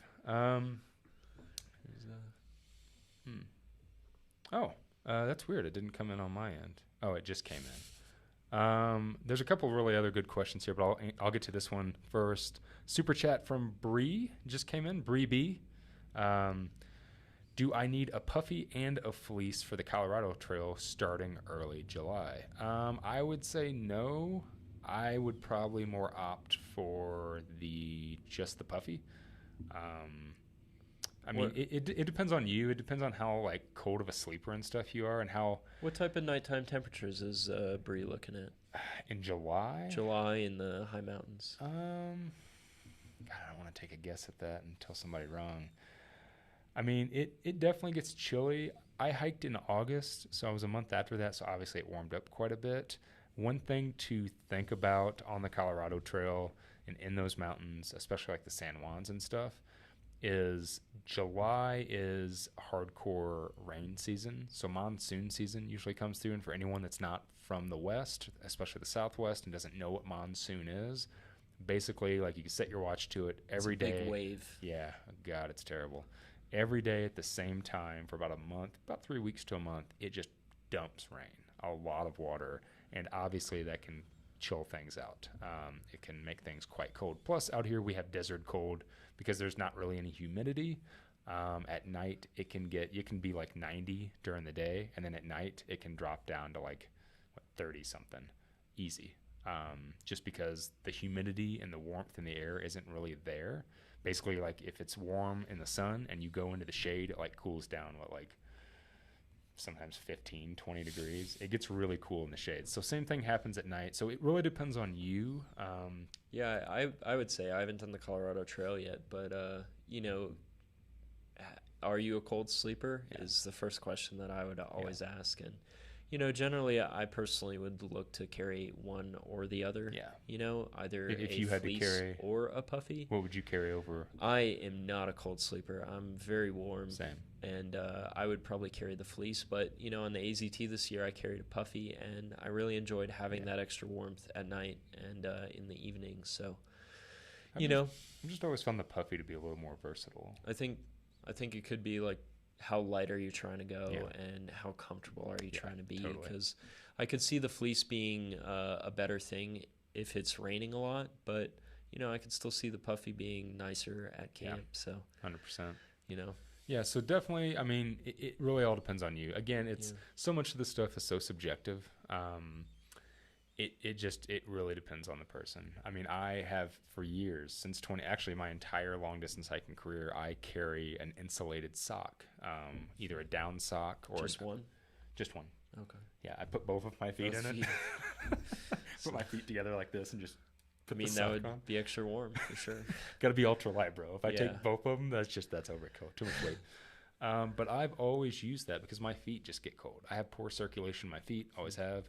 I will be pouring sweat up top because like my chest and my upper is like a furnace. I'm the same way. Like I'm really warm when I sleep at night, except for my feet. My feet get crazy cold. So for years, even when I'm hiking in a warmer month, I still carry the insulated socks. It's worth it for me to carry it just because my feet get cold. So it definitely depends on you. Yeah, for sure. Got to stay true to yourself. Yep. Let's see. There was a really good. Has lack of nutrition or calories caused problems? Do you think you've ever had any injuries that were caused by? Because I have a theory on this, but before I get into my theory, do you think from like maybe not carrying enough food or maybe not carrying? I think it can lead to big issues, Yeah. but I'm about to burst something. But Uh-oh. I think it can lead to big issues because if you're not eating enough calories, your brain isn't working the way it should. You're going to wind up stumbling on things, tripping on things, and making decisions that you wouldn't if you were well fueled. But when I hiked 600 miles of the Pacific Northwest Trail in 2019, I purposefully only carried like 1,000 calories a day or like 1,500 calories a day, like very, very little. Just because I kind of want to see how my body would react to carrying less food. And I personally thought that I was okay. It wasn't comfortable and I wasn't like happy with it a lot of time, but I just want to see what was up. So I would definitely recommend carrying more. And on the Arizona Trail this year, I was eating, I'd say at least 3,000 calories per day, oftentimes more than that. And I think that's a pretty good number. So as you get further and further into through hikes, you'll hear numbers of people consuming 6,000 calories a day or more, but it's a personal thing, and I think it's something you'll find out. But I definitely wouldn't want to skimp on the calories, both for injury's sake and enjoyment's sake. I have definitely found, at least in like just dabbling with things and playing with carrying less food or more food, that I tend to not get as many injuries when I'm eating more food. Yeah. And I don't know if that's a mental thing, if it's a placebo effect, but I think that obviously if you're out there and you're putting your body through hell and you're depleting your muscles and you're sweating a ton, like obviously you're losing a lot of meat on your bones, right? Yeah. So then like you don't have as much muscle, as much fat kind of keeping you together, keeping you protected from injury, right? And then that too. Absolutely. Just having that fat in place. A guy that we hiked with in 15, it's kind of been my term ever since. I'm sure I've said it on here multiple times. He used to say it all the time, is get fat. Whenever you get to towns, get fat.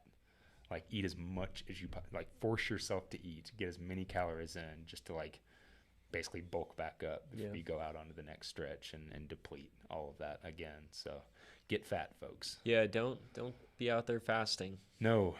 I fast every day. I'm a big intermittent faster, but I would never ever fast on trail. It's actually the opposite. I usually just eat a ridiculous amount. To sometimes it makes me feel sick. I'm eating so much. I try and eat like 200 calories per hour. Essentially, is what I go for.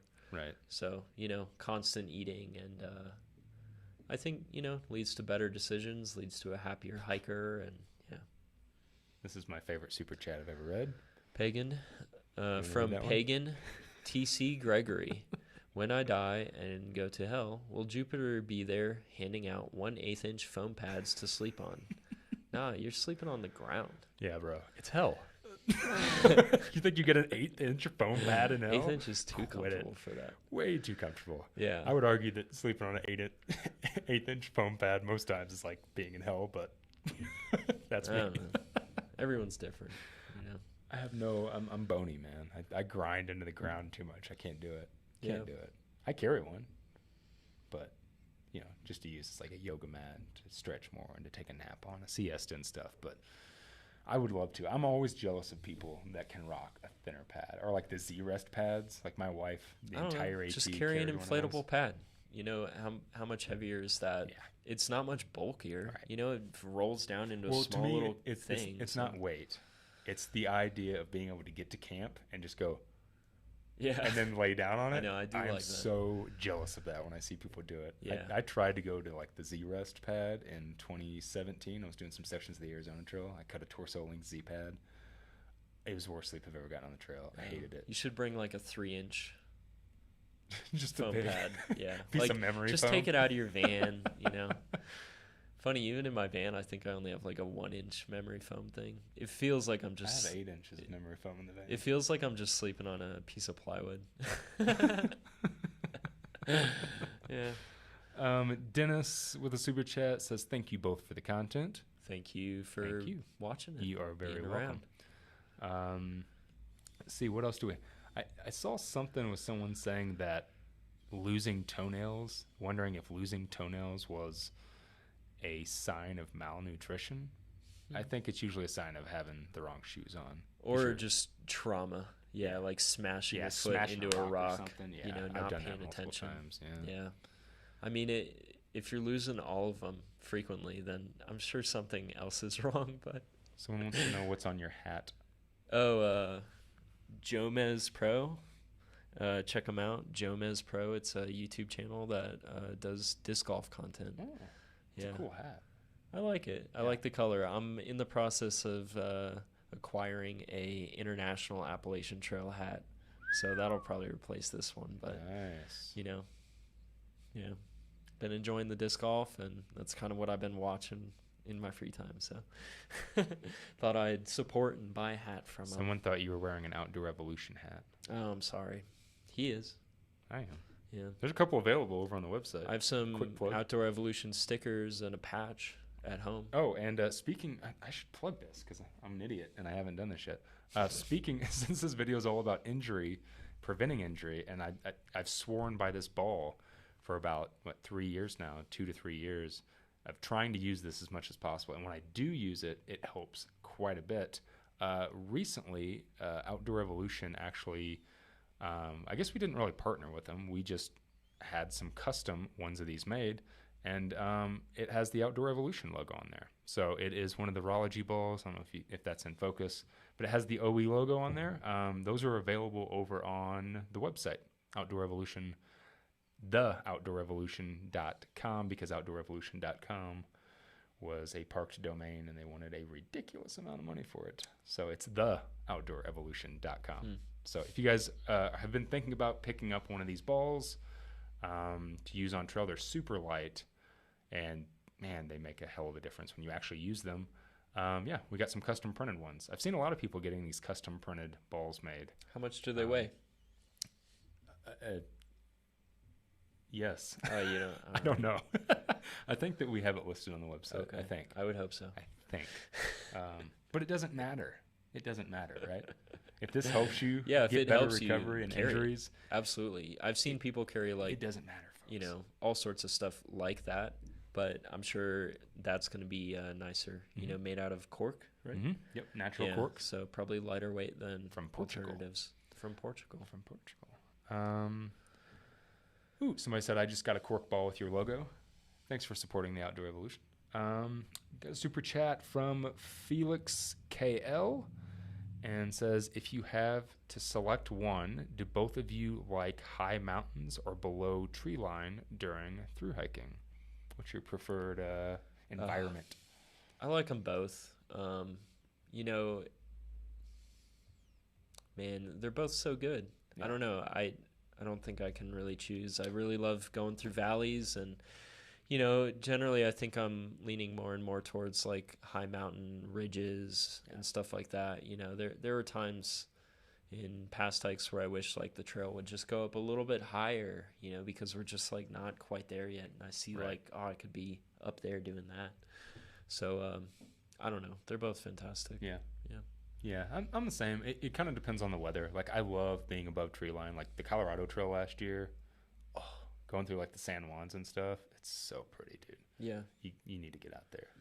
Gotta have a balance. It's I so think. good. Yeah. Yeah. And then like it depends on like hiking in the trees, depends on where it's at. So if it's like I really, really love, and I've always been in love with it, will always be in love with it, the AT, like during the spring, in the trees, in the tunnel, whenever everything's foggy and you can't see very, there's just this like weird, ominous, gloomy, cool special. feel. It's very special. For like, sure. I don't know what it is. I've tried to figure that out because, you know, most people are like, wasn't the PCT It's better just because like of the views? peaceful, like, I don't know. relaxing. It is. You And you know? kind of feel like you're in this world. Yeah. Like, it's pretty good. So yeah, I think it depends on the weather for me. Now, being out there in the summer in the green tunnel, don't like at all. Like when I got to Virginia and stuff, or Pennsylvania, just the green and the humidity and the mosquitoes, and like I'd rather be above tree line at that point. Yeah. 100%. I hike the AT in the fall, so just a lot of color. Never really got the mosquitoes or anything. Let's see.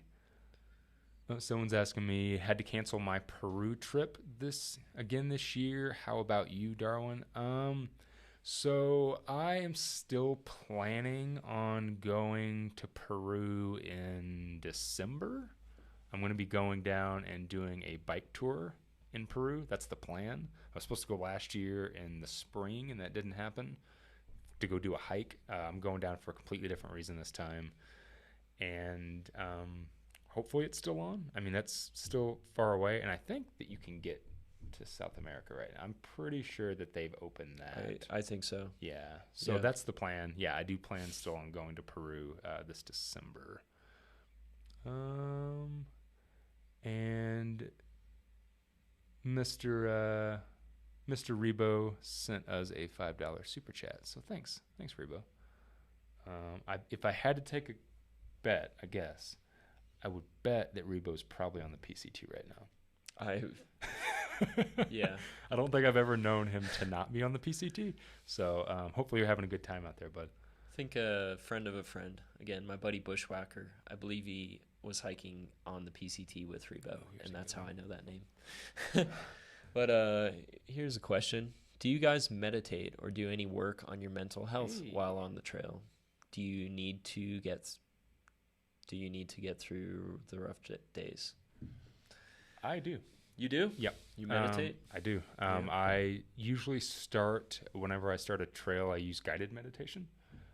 So like, there's a couple like podcasts that are just guided meditation. I'll download some of those episodes to kind of help me get into it.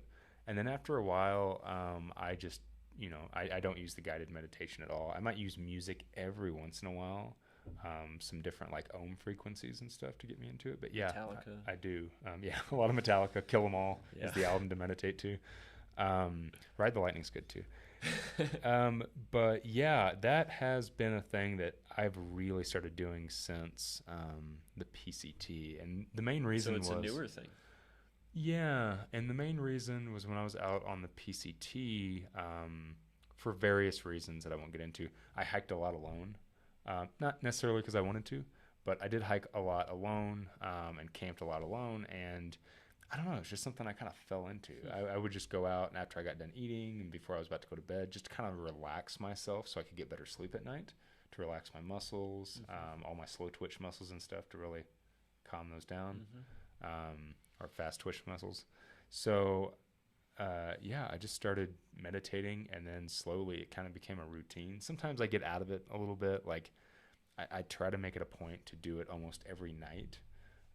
But do you meditate in daily life as well? I try. Okay. It's hard. It's so much harder in daily life to do it. I mean, I have we have Zafu pillows, if you know what that is. Nope. It's a meditation pillow. It keeps you very upright.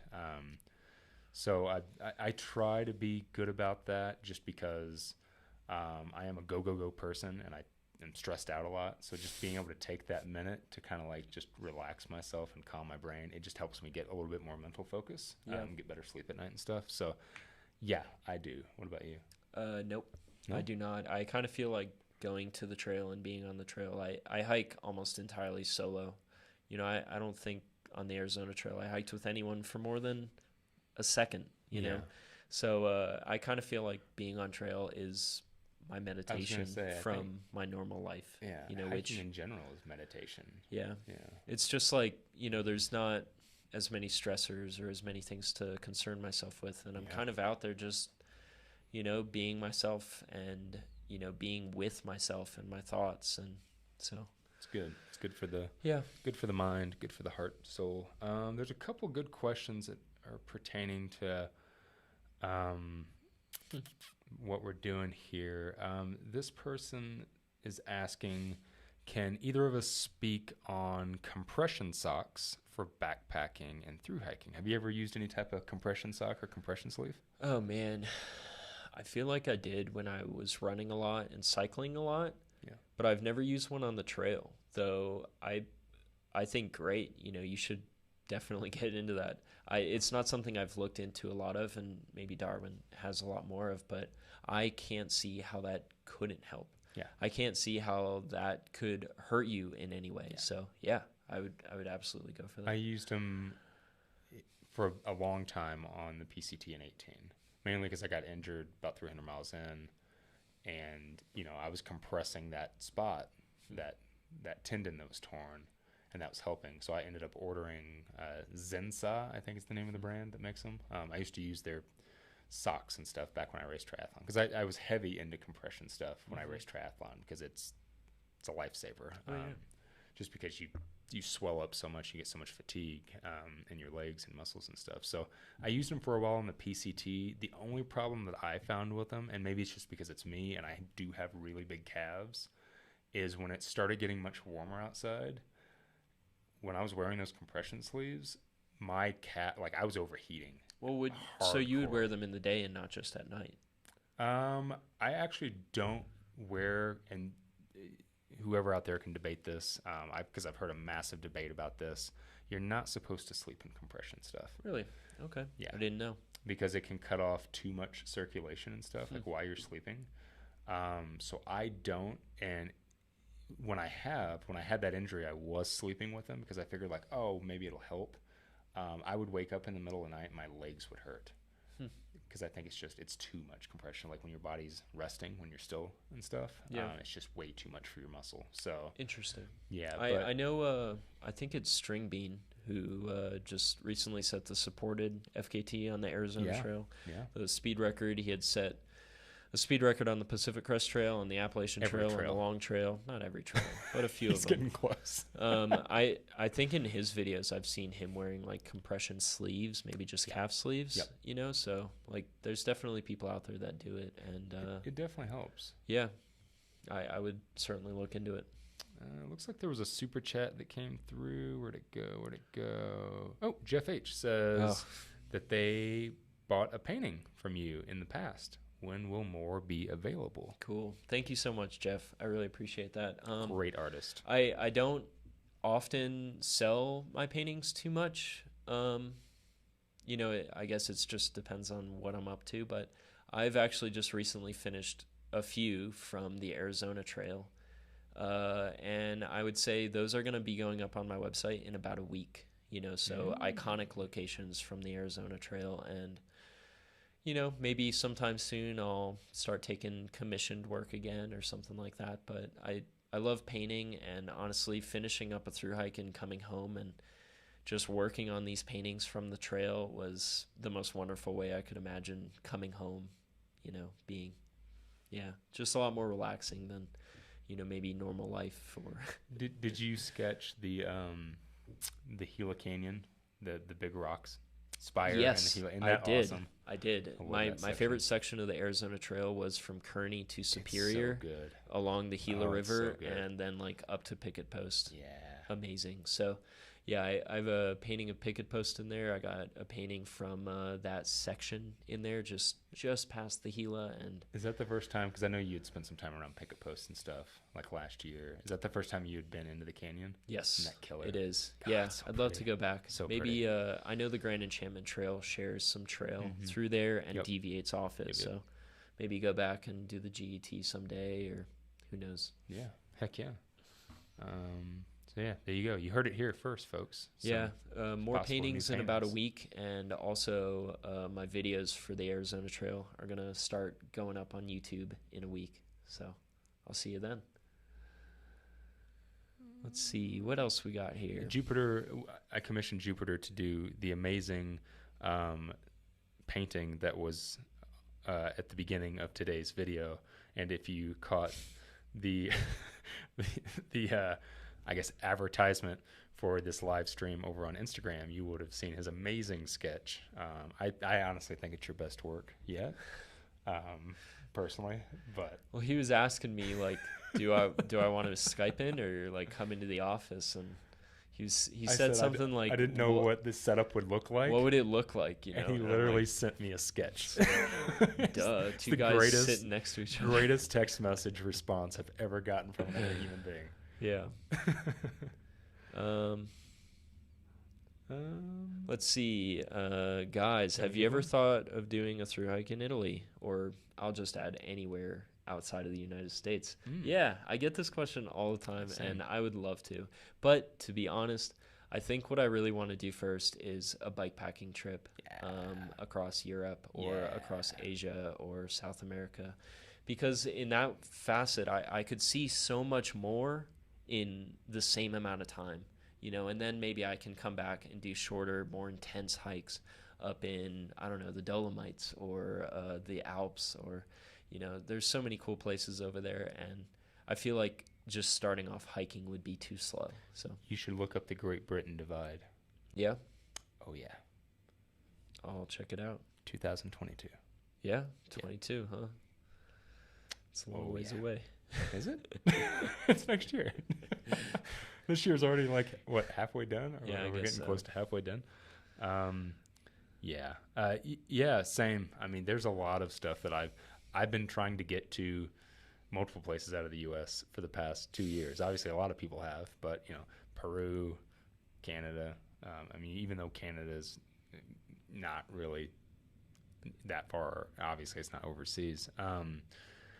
But it's funny, I get the same question. Have I ever thought about hiking overseas? Which I have. In 2019, after getting off the Arizona Trail, I did the TGO Challenge, which was hiking from coast to coast in Scotland. So it was creating a route through Scotland, going from the west coast to the east coast. Did that with some friends, and it was a good time. And I would highly suggest it to anyone, except for if you're going to create a route, stay out of the bogs, stay out of the Cairngorms, because it was awful. I do not suggest hiking through bogs. There's plenty of amazing paths and trail over there that you can route through. For some reason, the person I went through decided it would be fun to hike through water and bogs. Sounds fun to me. Yeah, I know why. You're used to hiking through bogs and water. 2-time Florida Trail through hiker plus a couple extra 1,000 miles. But yeah, I would love to get over overseas and do a lot more hiking. And I have I have a handful of things on a list that I would really love to do over the next couple of years. Just got a super chat from Just Paul from B3 Outdoors. I don't know what that, whenever it says from something, is that like, it's just Paul from B3 Outdoors. Maybe that's an outfitter. What do you do to recover after completing a long trail? What do you typically do for your recovery after you get off a long distance hike? I mean, I just finished a long distance hike 3 weeks ago. Well, what did you do in the first week that you got off? I immediately showered and immediately was taking care of my feet, you know, just more stretching of my legs. And, you know, I think my last day on trail, I did like 42 miles in 12 hours. So I needed some R&R, some downtime. But I don't know. I think the first week I just kind of don't really do anything. You know, I slowly start getting back into, you know, hobbies. I think probably one of the leading causes of off-trail depression, post-trail depression is, you know, doing nothing for too long after a thru hike. You know, here you finish this amazing thing, this crazy experience where you're sleeping in a new place every day, and then suddenly you're back home and you're not really doing much, or you're immediately heading back into a job. Yeah. You know, I really try and come home and start doing stuff as soon as I can, you know. So coming home for me looked a lot like a lot of stretching, a lot of sitting down, but also a lot of painting and starting up on these big lists of things, of to-dos that I had wanted to do while I'm out on trail, you know, fixing up my bike and cleaning my bike so I can go for a ride, and, you know, getting back to work. I think just kind of getting back into a normal routine. It's important. Yeah, it's important. I think there's a lot of people that like suffer from hardcore post-trail depression because their brain is kind of like still out on the trail and they haven't. I think it's really important to, like, typically the last week I'm on a hike, I start taking, I'm a big note taker on my phone. Like, Same. I will, any thought or I'll record my voice. Like, I have recordings on my phone from like 2015. I would never listen to them. Oh, I do all the time. I still listen to, like, I read through my notes though. So, like, thoughts on videos or media projects, but a big thing is the last week that I'm on trail, I'll start making a list of all the stuff that I want to do when I get off trail. Like, I got to do this, I got to do this, I'm going to order this. Like, maybe it's something I thought about, like, oh, I need to buy that thing for the next thing that I'm doing. And I just instantly try to go back to work when I get off, basically like regular life, just like doing all the regular tasks. And I think it's a good idea to just get into something different. Like, a lot of times when I get off of a thru hike, I'll start getting into bike packing. Yeah. Or like getting into riding. Like 2018, getting off the PCT, finished in August. In October, I went and did a bike tour of the Blue Ridge Parkway. Like, instantly I'm on to something different just to get, because I've went through post-trail depression when I got off the 1815, and it bogged me down for months because it's all I could think about. I refused to move on from it. And now I know, like, I got to instantly get into somking different. I got to not hike. That's my number one thing. I don't hike. In 2017, 2017, I did another 500 miles of the Appalachian Trail and a bit of the International Appalachian Trail again, and then went out west and did some hiking. And when I got home from that, I just fell into like a slump. You know, just a total slump. And I think that was caused just by, like, not really doing much, you know, not really getting back to work, not really getting back to the hobbies I love doing, and just kind of, you know, falling into that depression. So I do think it is important to, you know, you got to let your body heal after a thru hike, but, you know, you got to get busy with something. Whenever I got off the trail in 18, that's when I started fasting. So what most hikers do when they get off the trail is you still have hardcore hiker hunger. So you eat ridiculous amounts of food. The day after I got off trail, I started fasting. Nice. And it's because I was listening to a podcast by a guy named Ben Greenfield. Have you ever heard of him? Oh, yes. Oh, yeah. You listen to his podcast? I love I'm sure my dad isn't in the chat right now. Yeah, this is his company. My dad's a big Ben Greenfield person, and he was talking about fasting, and, you know, he's a big, I'm sure you know, he's like a human, like, pincushion. Like, he'll put himself through all kinds of weird, like, tests and go on diets and try all kinds of stuff just to kind of see, like, is there something to this? Is it total crap? Yeah. Like, he's basically a human test subject, and he was talking about his experience with fasting is, like, why most people fast is, like, to maintain a certain body weight or something like that. But the biggest benefit that he found from fasting was that he was able to bounce back and heal quicker off of maybe like a long training run or a race or something that he had been hardcore training for. And when I got off the PCT, I had a cracked tailbone, I had a dropped hip, and I still had a little bit of tendon problems. So I had all these injuries, and I'd planned on going to do this bike packing trip in October, this bike tour. Yeah. And there was no way I was going to be able to sit on a bike saddle because of the tailbone. So I was just like, well, I'll give it a spin. And, like, the day I got off the PCT, the second day, I started fasting, and I bounced back really quick. That would take so much discipline, but good on you. It was hard. It was really hard. Had a lot of help from I feel like I'm 3 weeks in and now thinking about, like, oh yeah, healthy food. Right? No, I'm a pretty big stickler for, like, real healthy food. It's like I eat a horrible diet when I'm on trail. As you know, you kind of have to. Like, that's just kind of part of it. I don't think you have to. No, but yeah, there's actually an interesting. You can go, like, high fat and stuff. There's an interesting episode or an interesting article in Backpacker magazine recently of a guy that had a lot of tests done on himself, like blood work and stuff like that, before heading out onto a thru hike, and then just eating the normal thru hiker diet and kind of seeing how his body reacted, you know. And even though you're exercising, his body didn't react fantastically to the foods he was eating. So, you know, I think in the future I'm going to make more of an effort to maybe eat some healthier foods on trail. And I don't feel like I'm like even that bad. There are people that'll literally just eat honey buns for Oh yeah. No, I'm not that bad. 12 hours And every day. I think the stuff I eat is like nowhere near as bad as most through hikers' diets. It's like But- Pop-Tarts, honey buns. Yeah, so I think we can do better. Yeah, and if you really want to, you can do better. I think the issues is it's going to cost more, and it's also going to take more planning and research. So I've really tried to since the even on the PCT, I've really upped my fat intake, so a lot more nut butters, macadamia nuts. They're super expensive, but like calories per weight per like actual nutrition that's in the macadamia nut is off the charts. It's insane. So I started eating a lot of macadamia nuts. Pro tip: problem is, if you let them get warm in your pack, if you're hiking through the desert, they do spoil. Oh. And I started having really bad stomach problems eating them. Oh, man. Oh, yeah. And didn't realize it. Like, they start getting kind of a funky smell to them. Like, it's just a real strong macadamia nut smell. I didn't know. Oh, yeah. So you got to, you got to take a break from them for a little bit. Almond butters spoil? No, right? I don't think so. All right. I think it's just I think it's because maybe the macadamia nuts I was eating were raw. Yeah.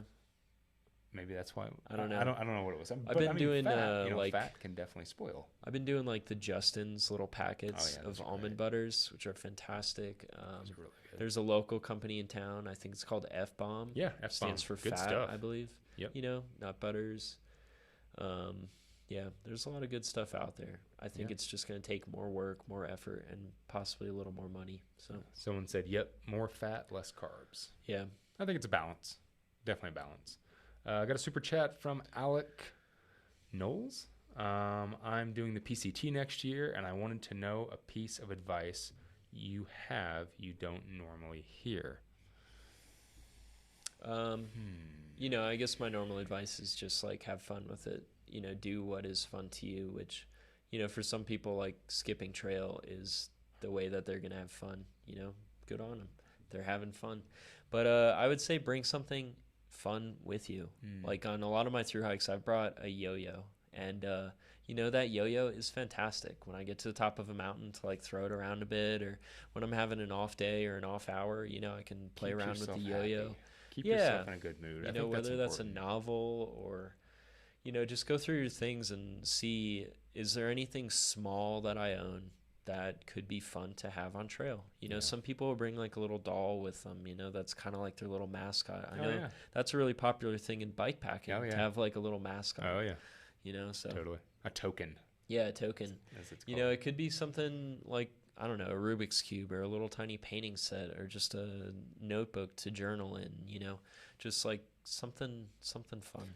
Yeah. I think it's and that's why I've always given the advice, like, take something to create with, like whether that's journaling, whether that is a camera to take photos or video, and just for yourself. Like, you don't have to start a YouTube channel. You don't have to write a book, but it's always nice. And I've said this multiple times in videos, one of my biggest regrets from 2015 was whenever I went out to do the AT, I didn't have a camera on me or anything. I had a crappy cell phone, and I took some crappy cell phone photos, but that was it. And I wish so much that I would have filmed. And here's kind of my caveat into my biggest piece of advice. Not that I wish that I had filmed the trail. I wish that I had documented the people that I was around and the interactions that I was having, because that is something that I miss so much. And really my biggest piece of advice is probably something that you probably don't track with as much, because you do spend a lot of time hiking by yourself, and you've never, like we've talked before, you've never really had like a tramley. But my suggestion is, I think a lot of people when they go out to trail think like, well, I'm going to be by myself and have this adventure. And there's some people that can do that, and I can do that to a point. But I also think there's something about the community on trail and being a part of that community. And it's other people that on those bad days, for some people it's a yo-yo. For some people it's a camera.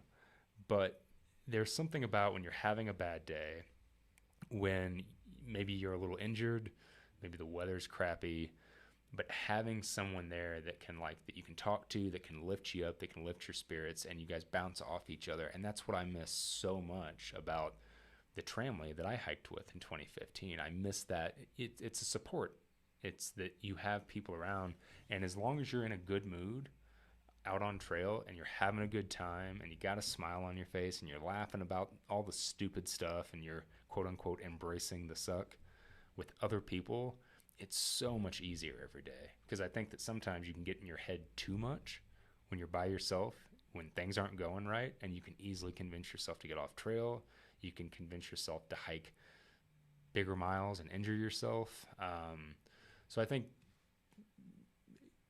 getting into a community, finding a connection with other people while you're out there, and maybe it's not all the time. Maybe you don't hike with people every day. Maybe it's just that you camp with the same person every night. Or maybe it's whenever you get to town, like you're kind of hiking around the same people. And when you get to town, you split a hotel room with somebody and you go out and you have, you go out for a pizza with some people and have a good time.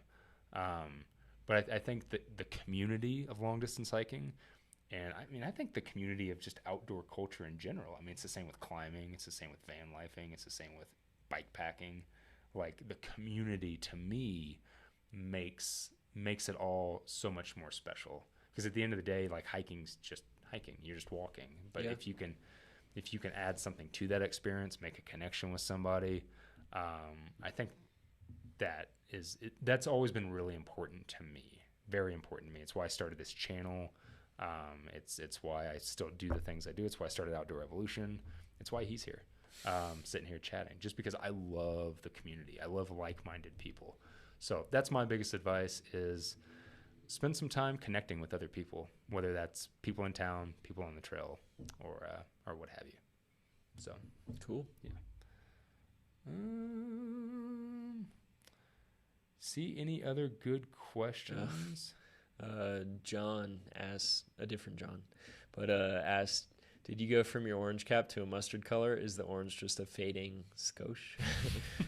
I was wearing a Florida Trail hat for a couple of years. This is just a different hat, though that one has faded to almost, I don't know. It's just losing its color. It's weird. It's like a non-color now. You know what doesn't fade? The Outdoor Evolution hats. Oh, shoot. They're non-fading. That's not true. That's not true at all. That's what we should advertise these as non-fading. Your hiking cap won't fade on trail. I can't find it, but someone had asked, I think, if we know anyone that's a type 1 diabetic that's a through hiker, and I do, actually. I don't know if he wants his name thrown out there, but he's done some really amazing trips, and if you're a type 1 diabetic or diabetic of any sort, know that it's possible, and there's people out there that are absolutely. Yeah, I have a couple friends that are diabetic, a type 1 and a type 2 diabetic, and they still put the miles in. Obviously, there's a lot more thought that has to go into it. There's a lot of things that they have to do differently from other people, things they have to carry. But yeah, it can definitely be done. Absolutely. Obviously, consult your health advisor. Your I don't know, what did you call it? But I'd say no, it's possible. You can tell someone that doesn't. There's people out there doing it. Just want to say hi to old friend Evan. Hello, Evan. See you in the chat. Hey, Evan. Friend from back in Jupiter. Nice. I think he's living in Oregon now. Got another super chat from Seven Wonders Walk. Thank you. It says, guys, I'm about to start a world walk from Mexico City to China. Whoa. What's your go-to cooking set? What would you bring? I think you're about to be sorely disappointed. De nada. I don't think either of us cook. I think we both just eat cold food. Well, I go back and forth. Yeah. As far as to answer your question, when I am using a cook system, I use a very simple setup. I use a very small stove called a BRS 3000. BRS Ultra. It's changed its name over the years. Why do you like the BRS over the Pocket Rocket? The Pocket Rocket. Whenever I first started using it, it was because it was lighter. Yeah. And it was because it was more minimal. And at the end of the day, like, a flame's a flame. Yeah. Obviously, like, you can go watch all kinds of tests on different stoves. The Pocket Rocket might boil 2 cups of water a little faster than the BRS, or it might use less fuel. Yeah. That's never been a big make or break thing to me. I think both are great. A BRS stove or a Pocket Rocket. Yeah. Any of the I used for years. I used the Snow Peak Light Max stove. Mm-hmm. So when I do use a cook system, it's usually a small canister stove and a single either 500 or 700 milliliter titanium mug. and I use that one thing. I don't carry an extra cup with me or a plate or a bowl or any of that stuff. I've done that in the past, but usually that one mug does everything I need it to do. I can make coffee in it in the morning. I can boil water if I'm using like a prepackaged meal to dump inside of it, or if I want to make something like couscous, ramen, mashed potatoes, your typical hiker trash food dinners and stuff like that. It's enough room to make all of that. Though I've never walked from Mexico City to China, but something to maybe ask yourself is, are you going to be able to find canister fuel along the way? That's a good point. So you may want to consider other things, Something or like an alcohol know stove. that someone like me has hiked, I don't know, thousands upon thousands upon thousands of miles without a stove at all. You know, that there's a lot of foods you can just eat cold. And you don't have to cold soak. I mean, like I am the hike that I have planned for July. All through the PCT, before the PC, 2017, 2018, I cold soaked. Only I went stoveless, so either cold soaked or ate things that didn't need to be cooked or rehydrated. And then in 2019 and last year, I went back to the stove. I started using a stove again just because I wanted to switch it up and do some different stuff. And in July, the big hike that I have planned, I'm going stoveless again. So I'm going to go back to stoveless for the rest of this year. And there's a lot of reasons: convenience, weight. Again, what he just said, not having to worry about fuel. If you're not having to find fuel. Yeah, because if like you're using a canister stove, you have to use those canisters. Like you can't, like I don't know what else you would ever use with a canister stove. I mean, you can buy like a white gas stove, right? Yeah. Like an old MSR Whisper Light where you can use gasoline or heat. And then there's a lot of people that use what I actually picked up last year for Peru was an alcohol stove. First time ever that I've really used an alcohol stove on a trip. I was worried that I wasn't going to be able to find canisters in some of the places we were going to be going. So I picked up a small alcohol stove because you can either burn denatured alcohol or what is heat? It's like a injector, injector cleaner or something. It's a car product. What is it? Don't buy the red one. Yeah, don't buy the red one. That's the one caveat. Don't buy red. Something to consider with alcohol stoves, even though is that they can be accident prone. Very dangerous. Not a good thing if you're hiking in a dry area. Especially in the Southwest. Like I have an alcohol stove. I would never ever hike with an alcohol stove in Arizona, Southern California, Utah, just because too many wildfires and it's really hard to control them. So yeah, that's what we use. Good luck on that trek. That's gonna be an adventure for sure. I'm a little jealous of it, to be honest. It sounds pretty fun. Yeah, absolutely. Let's see. And then I think there was another super chat. Yep. Who named you Darwin, and how did it happen? Man, I've answered this a lot over the last 6 years. But the person that named me Darwin was named Giggles on the AT in 2015 at Gooch Mountain Shelter.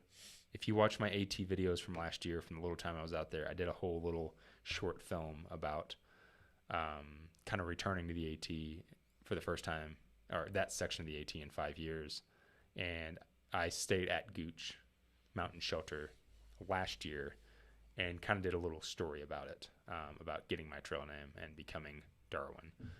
But that is who gave it to me, where it happened, and when it happened. Yeah. Someone asked about a DoorDash for through hiking, and I just wanted to say there's companies out there that have a menu of different foods, and they will prepackage resupply boxes for you and send them, or even some companies that will bring them to a trailhead for you. For a long time. I don't know the names of these places, but Zero Day Resupply. 0 Day Resupply is the name of it. Yeah, you can go in there and like put your own order together of everything that you want, and basically they go shopping for you, put it in a box, and send it to wherever you want. A lot of them will dehydrate full-on meals, and they'll do the work for you. I don't know if 0 Day does that. I think that it's just all prepackaged stuff that they do. Yeah. One person wants to know your real name, and I'm gonna reveal it. No, it's Darwin. It's Darwin, bro. Man. You know it's Darwin. His parents were some hippies. Yeah, massive hippies. That's what's with the long hair and the beard. It's all hippie. It's all hippie stuff. That's why I meditate. I got a bunch of crystals under my sweater right now, just like taped So to many myself crystals. that you can't see. Yeah. We are in like the town of, well, we're not in the town of crystals. That'd be Sedona, but Sedona, really? oh yeah. Or Shasta? I don't think that you Maybe can live in Shasta, Sedona California. without owning at least like 50 crystals. I think it's like it's part of living there. Like they won't. I mean, with all those energy vortexes and stuff, I mean, it makes sense. All right. Well, we can kind of skip through here. Maybe we'll answer 2 more questions. We're getting at. We've been on for 2 hours. Oh, that's about your average live time, Yeah, right? except for the time where everyone somehow tricked me into like doing it for almost 4 hours. Oh, wow. Yeah, it was awful. I couldn't You talk. like take them out to lunch, bring the camera Plus- with plus you in we the got- setup. we got some disc golf to play, Yeah. or frisbee golf, which is the correct term. Disc golf is the correct term, but Is I it don't know, like- man. I think you're out there throwing some discs, but I'm more than happy with frisbees. I it's think not offensive to frisbees call is it fun. frisbee. Some people will take Oh, offense. I bet you. Yeah. I bet you they do. I don't know, man. I call it frisbees because I think it's fun. It's a while we're more out fun there, word. If we see some like real like pro looking dudes walking around, I'm gonna be like, hey guys, frisbees, right? Aren't they great? You're looking at him. Let's see. Let's see if anybody has any last minute questions about avoiding injury on trail or what we do to possibly help Someone that. said we missed a super chat, but Oh, did I we? don't feel like we did. There's one from Mari, but it I didn't have a think we got 'em question. all. Thank you, Mari, for Yeah, the thanks. super chat. Thank you. Thank you, Mari. Advice about the PCT. We had I think we given got 'em some all. advice. Yeah, I'm sorry if we did miss one. Yeah. Sorry about that. If we left you out. Really apologize. Aha, there is one that we did miss. Oh. I think it was a little more specific to me.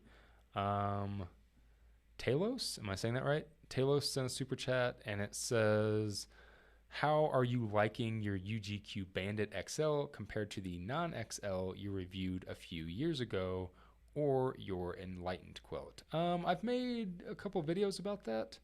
I can't remember what video it was, but I did talk about that quilt compared to the one that I tried years ago. So for anybody that doesn't know what we're talking about, years ago I tried a UGQ Bandit. I'm a hardcore like ride or die Enlightened equipment fan, always have been. I've owned a handful of their quilts, and I used those for years, and then I ended up, just to try something different, picked up a UGQ Bandit. That was like back in 2017, and I didn't like it. I did a review on it.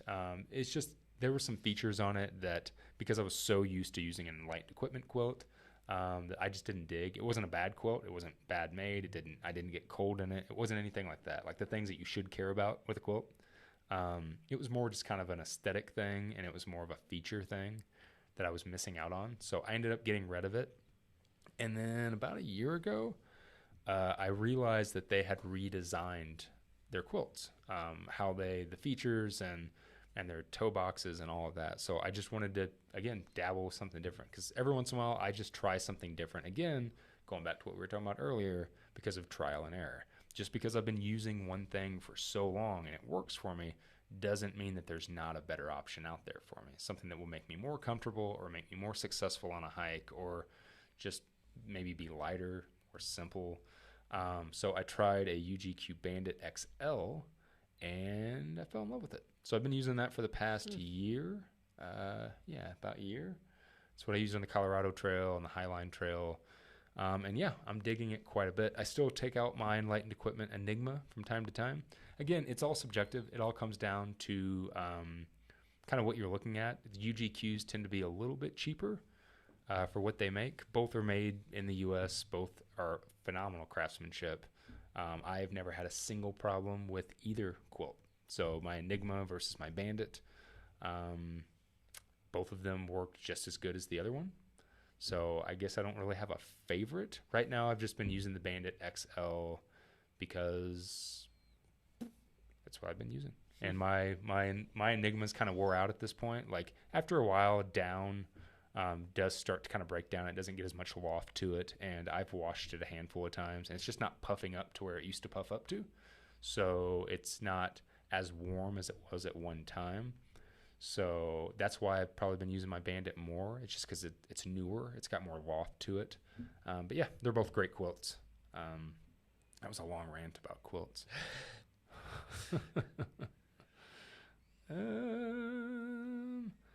All right. Well,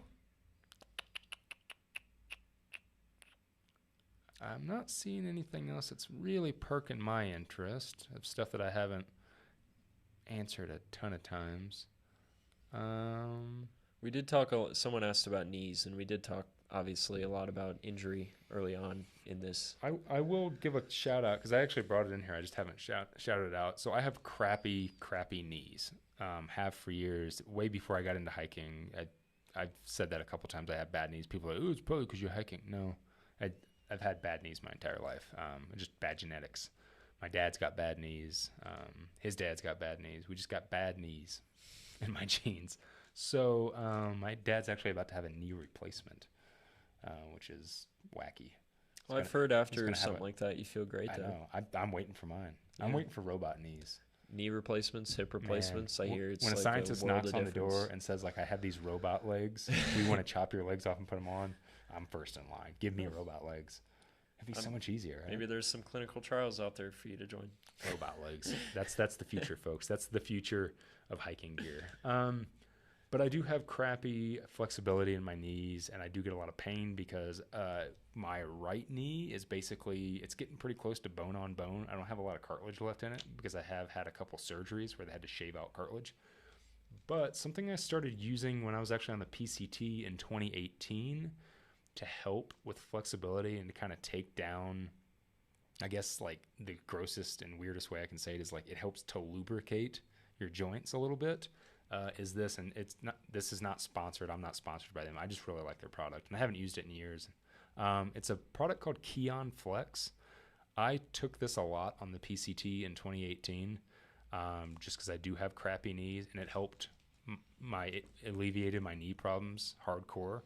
And it's just it's all natural stuff. It's just like turmeric root and just things that are really good for your knees. I think it's got some glucosamine in it. But that is what I have been taking recently. Ever since I got off the Bent Mackay Trail and I injured myself, I've gone back to taking this stuff. So again, it's something to try. For all I know, it could be 100% placebo, but it does work for me, and it makes my knees feel a lot better. It gives me some flexibility. So speaking of knees, I would suggest checking this out if you do have a little bit of knee problems and don't have as much flexibility, and your knees aren't lubricated enough. That's a good knee lubrication. That's my plug for the day. Again, not sponsored by Keon Flex, but would be happy to be because it's a good product. Ben Greenfield, actually, the podcast. This is his company. That's where I found out about it. Oh, is it? Yeah, when I was listening to the podcast. Maybe my dad takes it.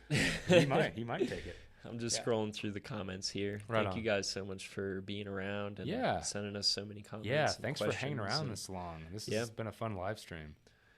I'm glad I randomly decided I wasn't going to do anything today. I wasn't going to put out anything because I got this trip coming up that I'm flying out tomorrow. But I randomly got a hold of this gentleman last night. Since I got home, we haven't talked. No. I've just been, I guess, out working on my Arizona Trail videos, and Darwin's been out on a road trip with Plug It In. Video coming soon. Yeah. So short film coming soon. I guess both been busy. Yeah. But we're gonna make up for lost time today. Go play some frisbee golf. We're gonna go play some frisbee. You just pissed off many of your subscribers. Someone said lube sponsor. Yeah. Ooh. I won't take gear sponsors, but I'll take lube sponsors. Especially maybe Chafe lube. Cream. Yeah. Someone asked, "What's your next tattoo?" I don't know if you have anything planned. I would love to get a Stellar J. If you look up the bird, a Stellar J. I'd say it's been my favorite bird on the Arizona Trail, and then like just around this area. They're so curious. Yeah, they're fun. Yeah. They're fun. They always, paying attention to what you're doing and hopping around, and they're really beautiful. So Stellar J. Yeah, I'm currently working on filling this in. I have a piece planned right here, right now. A tree. I won't say what tree it is yet, but a tree right here, and actually a spot right here in between all of these pieces. It's going to be a baobab tree. Yep. What he said. I don't know what it is, but it sounds good. I think. So. And yeah, I'm working on filling some stuff in. I was actually supposed to go get some ink done whenever we were in Albuquerque a couple weeks ago, because that's where the artist that does a bunch of my stuff is. The guy that does a lot of my stuff lives there. So, but I didn't get a chance. But soon, I'll get some stuff done soon. But yeah. Want to rapid fire through some random things? Oh yeah, we can. Somebody said, Jupiter, do you have a Patreon? I do have a Patreon. Yeah, actually. And if you want to watch my Arizona Trail video, the first one, it's already up on Patreon. So you could be giving me advice for what to change for the actual release of it publicly. But yeah, I do try and put out some exclusive stuff there. Someone asks, will John Z ever bring his channel back? And I'll say it's possible. I don't know. Do you wear jeans? ? I never wear jeans hiking, but I kind of want some like nice short jeans for around town. By the way, I also have a Patreon. Yeah, he does too. And the only reason I'm plugging my Patreon is because if you guys have been enjoying the podcast, I do a weekly podcast on Monday mornings called The First Cup, where it's just me sharing personal thoughts and stuff. If you guys are into that. Plus, and I'll just say this once, I'll plug it.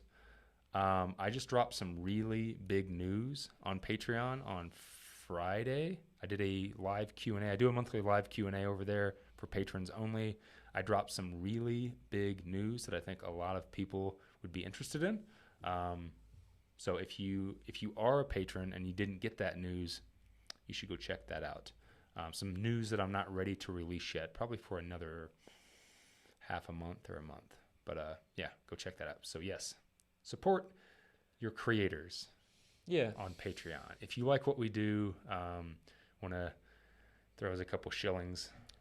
We definitely appreciate it. Absolutely. It helps us keep doing the things that, otherwise in many cases we're putting out for free. Yeah. Absolutely. All this is free. This is all for you, folks. All this is for you. Let's see. Have you ever seen a UFO while hiking? I have not. I have not. Sorry. You got a UFO on your arm, don't you? I do. Yeah. Boom. UFO. I got a UFO. Yeah. It's a conspiracy. Never seen one on trail though. Let's see. Someone said the Outdoor Evolution podcast is really good. Enjoying the content. Thank you. Appreciate it. It's been fun. It's been fun to do kind of these deep dives on stuff that I think a lot of us in the hiking community and the outdoor community, it's stuff that we talk about around camp. It's stuff we talk about whenever we're just hanging out, bigger issues, bigger topics, and stuff that you don't really see in the social media world because, most of us curate kind of a fancier version of what it means to be in the outdoor community, but there's a lot of other deeper topics. I don't, though. I tell it how it is. He does. So. He tells it how it is. I don't know. Do I curate? I feel like maybe sometimes. We all curate. Yeah. Yeah. I just say like what's on my mind or what I'm going through. It's not like I'm purposely trying to leave things out though. Right. Well, I guess what I mean is like so many people, it's all like, look at how great this is. Look at how pretty this is. Sometimes and a lot of people don't great. talk about most of the times it's great. Yeah. I don't know. I feel like people talk about the bad stuff. I think so. Yeah. I feel like people. I think you and I probably. I feel like some people maybe avoid the real bad stuff though. Like they'll talk about the rain and the whatever, but they're not talking about like they're running low on money. And that's what I'm talking about. Yeah. So check out the Outdoor Evolution podcast if you haven't yet. Again, Jupiter was the co-host on the last episode talking about tribalism in the outdoor community and how wacky it is and how it can cause problems and what we should be tribal about. Someone says, how's Snuggles and your partners? I don't know who the partners are. Snuggles is great. She is awesome. Tonight we are driving down to Phoenix. So I'm waiting for her to get off work, and then we're going to drive down to Phoenix. And in the morning, I'm getting on an airplane. And did I need to say airplane? A plane. And flying out to North Carolina for a couple of days to work on a hiking top that I mentioned a while back. So that's going to be fun. But yeah, she's doing great. How's your partner doing? Oh, Lotus is doing great. She's been doing a lot of gardening. She actually just got back from a backpacking trip in the Gila River in New Mexico. Ran into some CDT hikers out there. Did she meet Doug? I don't know. Ask- She stayed at You have to ask the her. hostel in Silver City, run by Diogenes. Oh, yeah. Because they're friends. Yeah. Yeah, Lotus is doing good. Yeah. You got anything else? I think that's it. Oh, real quick, someone said, can you guys speak on altitude sickness? I have personally never had altitude sickness. I get a little tired and I feel a little heavy, but as far as like getting sick, like I know some people like legit get sick. I've never dealt with that, which is strange because I figured after all these years I would. I grew up at 325 Indiana, feet. right? Yeah, 325 feet above sea level, and then I moved from there to Albuquerque, New Mexico, which is at 5,000 feet. Yeah. And like I didn't get altitude sickness. Same when I climbed Whitney on the PCT, I never got altitude sickness. What about you? I've never gotten altitude sickness. Yeah. Born and raised at sea level, lived most of my life Doesn't make at sense. sea level. Going out to the PCT and doing sections out there, even climbing some very large mountains, 13,000, 14,000, never got it. Or other trips, never gotten it.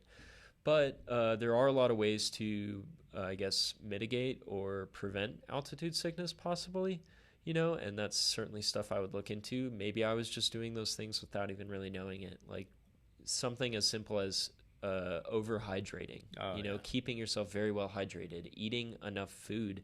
If you're not doing that stuff, then Hydration's you're a probably big going to run one. into some issues. I think a lot of people underhydrate whenever they're at elevation, and it causes massive problems. I feel like I have been more winded than normal being at super high elevation, but never other things. Yeah, we're at 7,000 feet right now. Yeah, so we're actually living at elevation. Yeah, which is great because whenever you go to a lower place, like if you live here and then like you go hike something and like kind of feel like a superhero for at least like a day or two. Do you? I do. Yeah.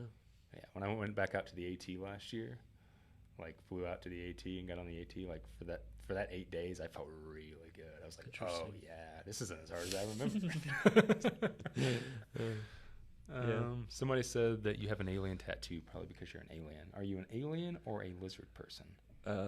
I think more closely related to lizard person. I'm pretty than sure alien. if you go back and look through this live feed and like pause it a certain time, you can watch his other eye blink. Yeah. Like his. If you watch it backwards in reverse, You get like a satanic secret message. messages. No, not satanic. No, not satanic.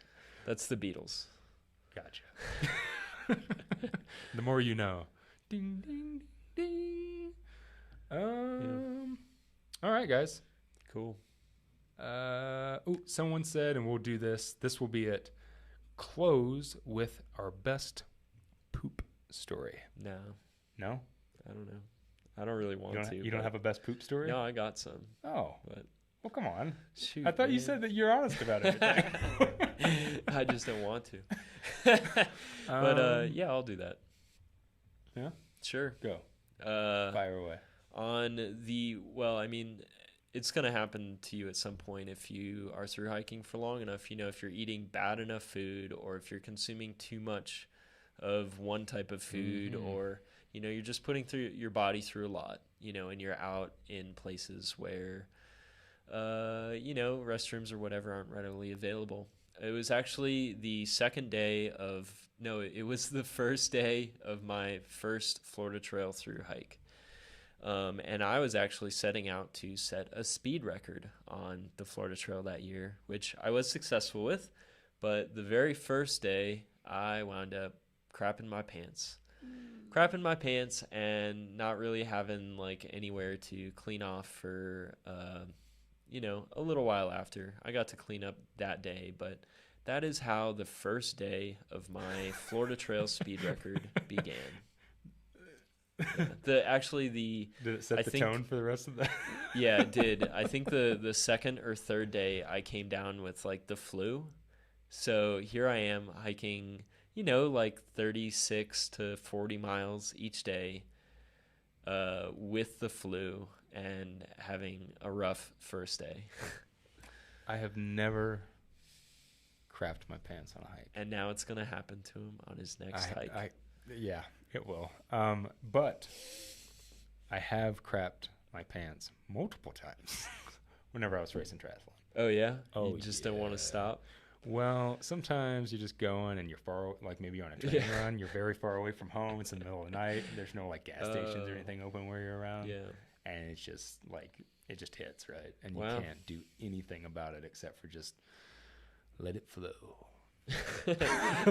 There's certainly some nasty pictures out there of marathon runners. Oh, yeah. Yeah. Evan also mentions olive oil.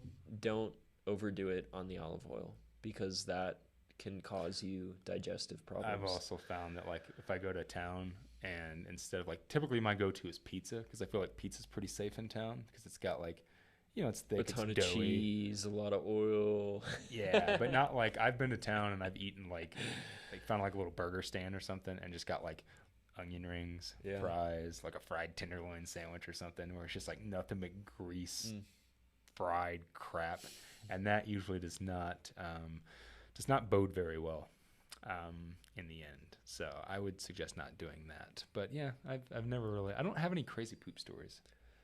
No crazy poop stories. It's coming, people. Oh, it's coming.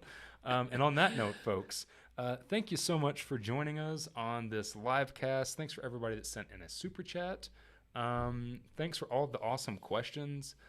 I think that whenever I start doing it, you know, for years I did very general Q&As where I just talked and we answered random questions, and I feel like I've done so many of those.